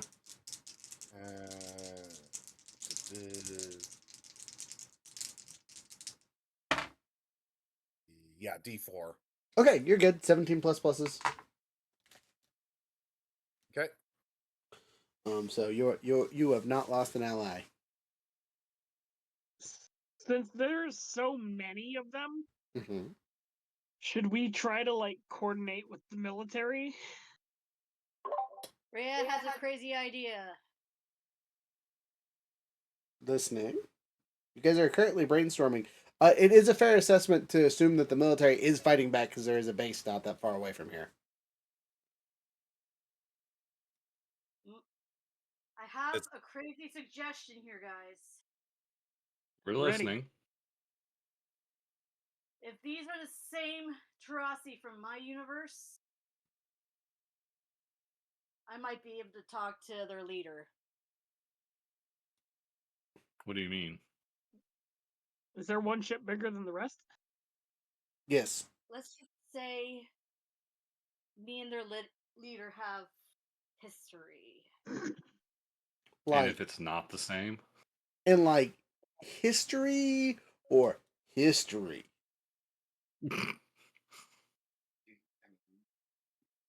You dated a Smurf? Right. Yeah, that was the question. Yeah. She said, "Yeah, I heard it." Oh no. Not in a good way, though. Not in the good way. More like it was one-sided he has his ways. I have questions I don't need answers to. Yeah. And if So they're not the same ones, It's a risk I'm willing to take to save lives. Ooh. Could our battleizers get into the ship? I mean, maybe. I mean, it's really more of a large carrier than a like space station or anything. You know what I mean? Like think of it like a floating osprey. It's probably akin to a. It's helicarrier. probably akin to a like a aircraft carrier or something. In my mind, this particular ship looks like a cross between the Mon Cal cruiser from Star Wars and the Protoss carrier from Starcraft. How many AA guns does that got on it? Enough. Wait a Okay. minute. Wait a minute. They shouldn't have that many forces then. They must construct additional pylons.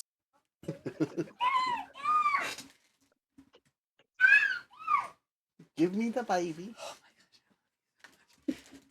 Give me your struggalos. Say hi to everybody. Okay.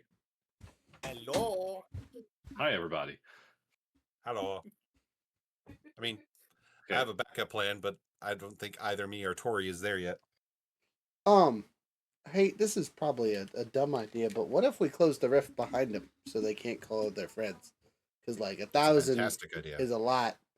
I mean, Yeah, I would say that we was tried. necessary, right? I am willing to go with this. Well, we weren't all here, right? All except Bobby, but yes, I think there's enough of us that we can at least attempt to close the rift. If we close the rift, will that affect Bobby's timeline then? No, Bobby's been sent through time, not in a rift. I'm not in Oh, a I rift. just sent him- I'm in a quantum tunnel. There's a difference. Yeah, he won't know. He won't know anything. He for us, Bang it's it, gonna I'm be in 4 the days. action. I think it's settled. We close the rift and then we confront these new invaders. Ellie, this sounds like a sneaky job. You think you can do it? I'm willing to give it a try. You want to take the Raven and go that way? Do you want us to run distractions? How can we help? I will need if any distractions that you can provide would be nice, but this is probably going to be a ground operation.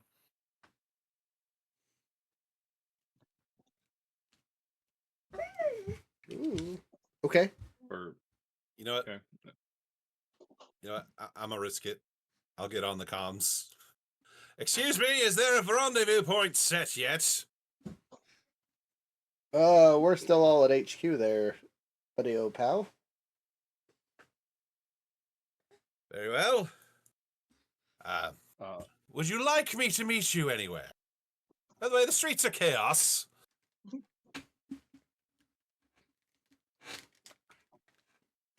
Do you see a way into the ship? Right now, I'm focused on leaping from rooftop to rooftop to avoid the ground forces. I'm waiting to engage with you lot. Just get back here. We're still trying to figure out exactly what we're doing.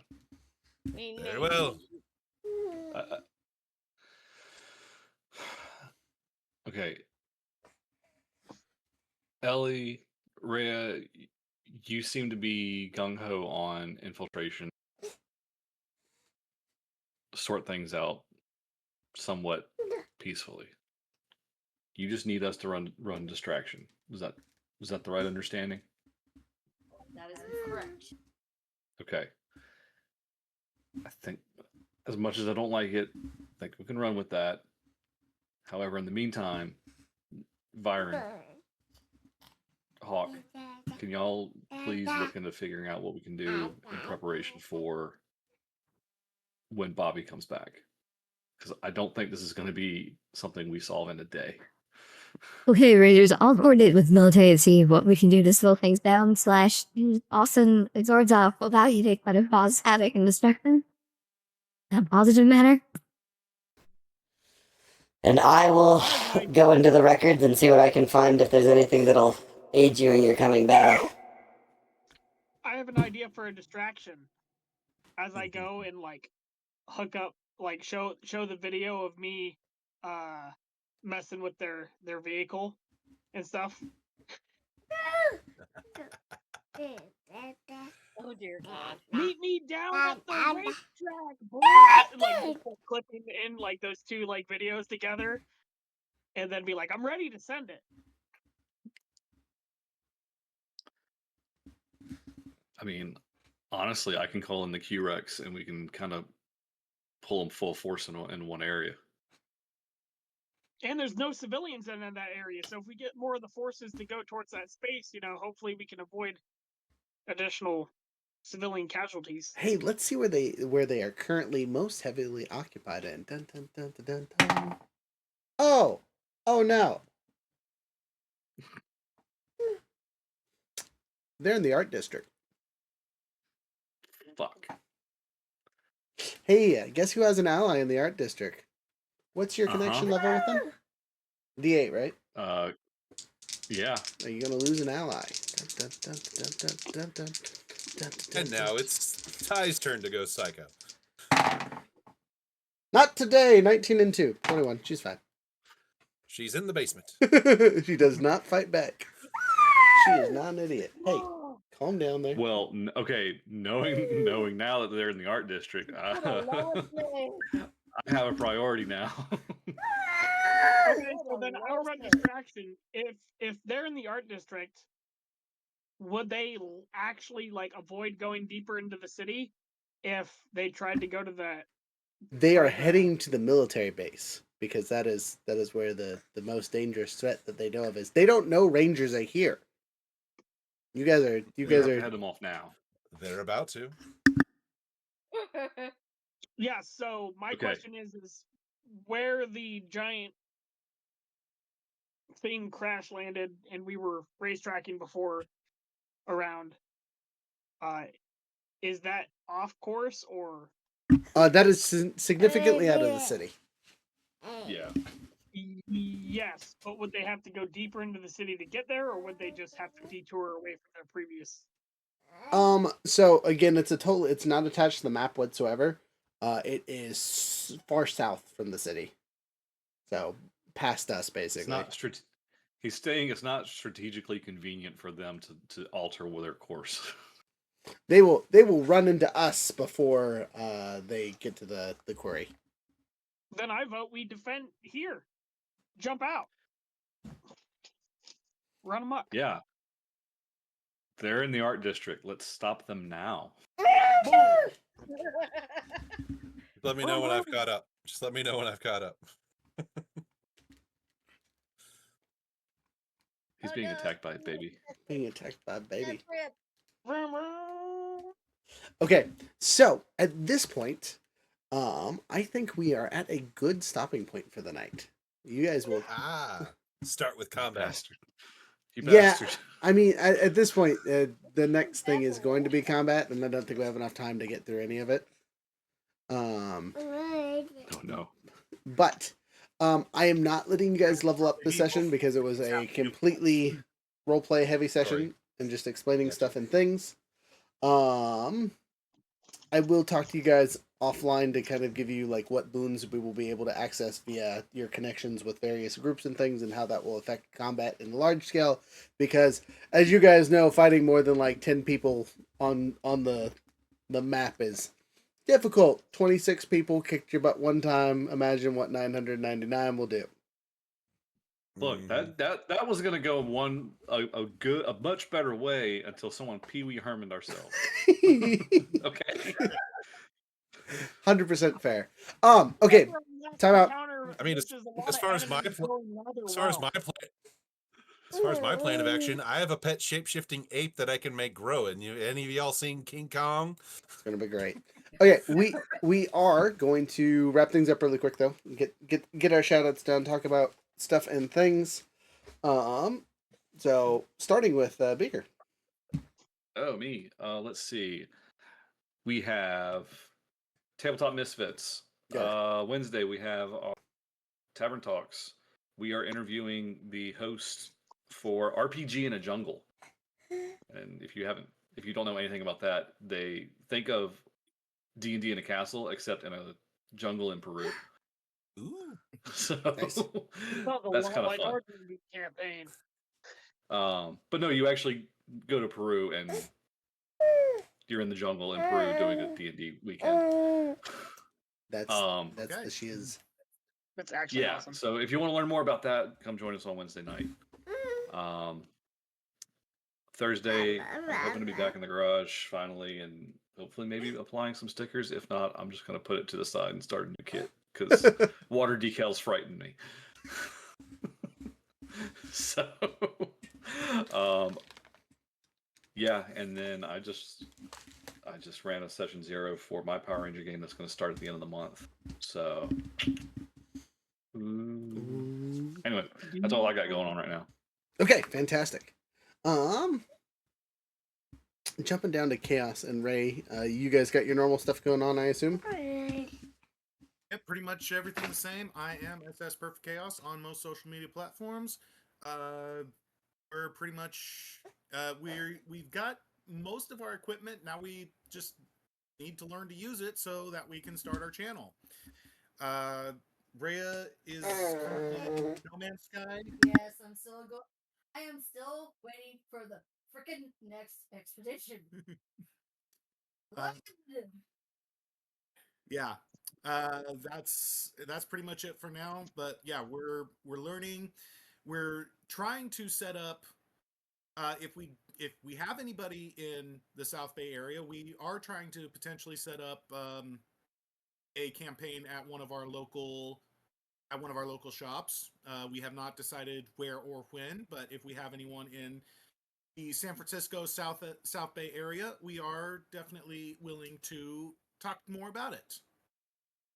One of us. One of us. One of us. I agree. That's good. Jared. All right, so over at CouchQuest Gaming, it was an eventful week, but both good and bad. I started streaming on Twitch this week. I have also had a cold, so my first stream was only about an hour and a half because I could not stop coughing. But we are now active on Twitch. We stream 11 a.m. Alaskan time, so about noonish West Coast time.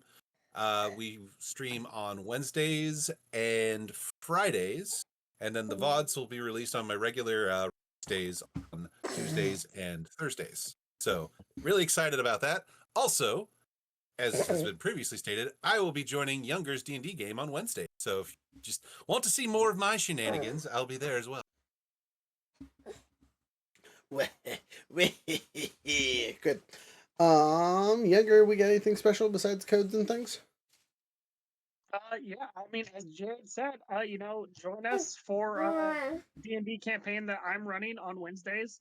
It is very Indiana Jones in the jungles, and the characters are actually just returning from their adventure to the capital city, where we're going to retire temporarily or permanently some characters and introduce new ones and a new player. So that'll be a lot of fun. See where things go from there. Good. And then for us, we don't have any major events. The month just started.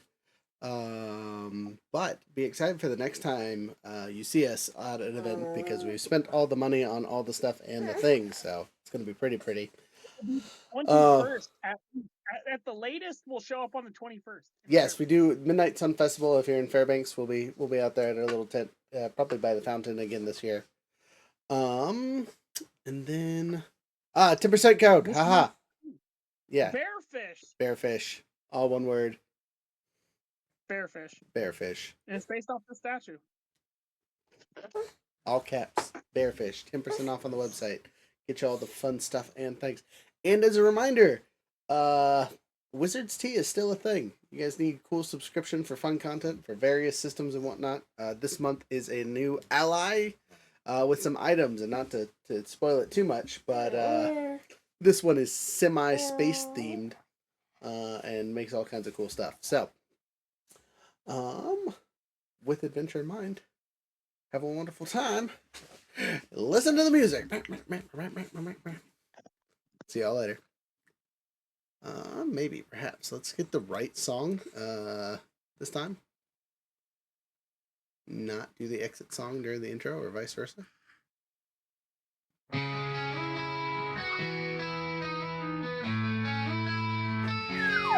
We were scattered, scarred by fate, fractured hearts that learned to wait. But in the storm we found our flame, a bond that time could not contain. The past tried to break us down, but together we wear the crown. Nexus rise from ashes born, legends forged where time is torn. Not just power, this is will, strength that fire can never kill. Through the cracks we found our roar, Nexus Rangers evermore.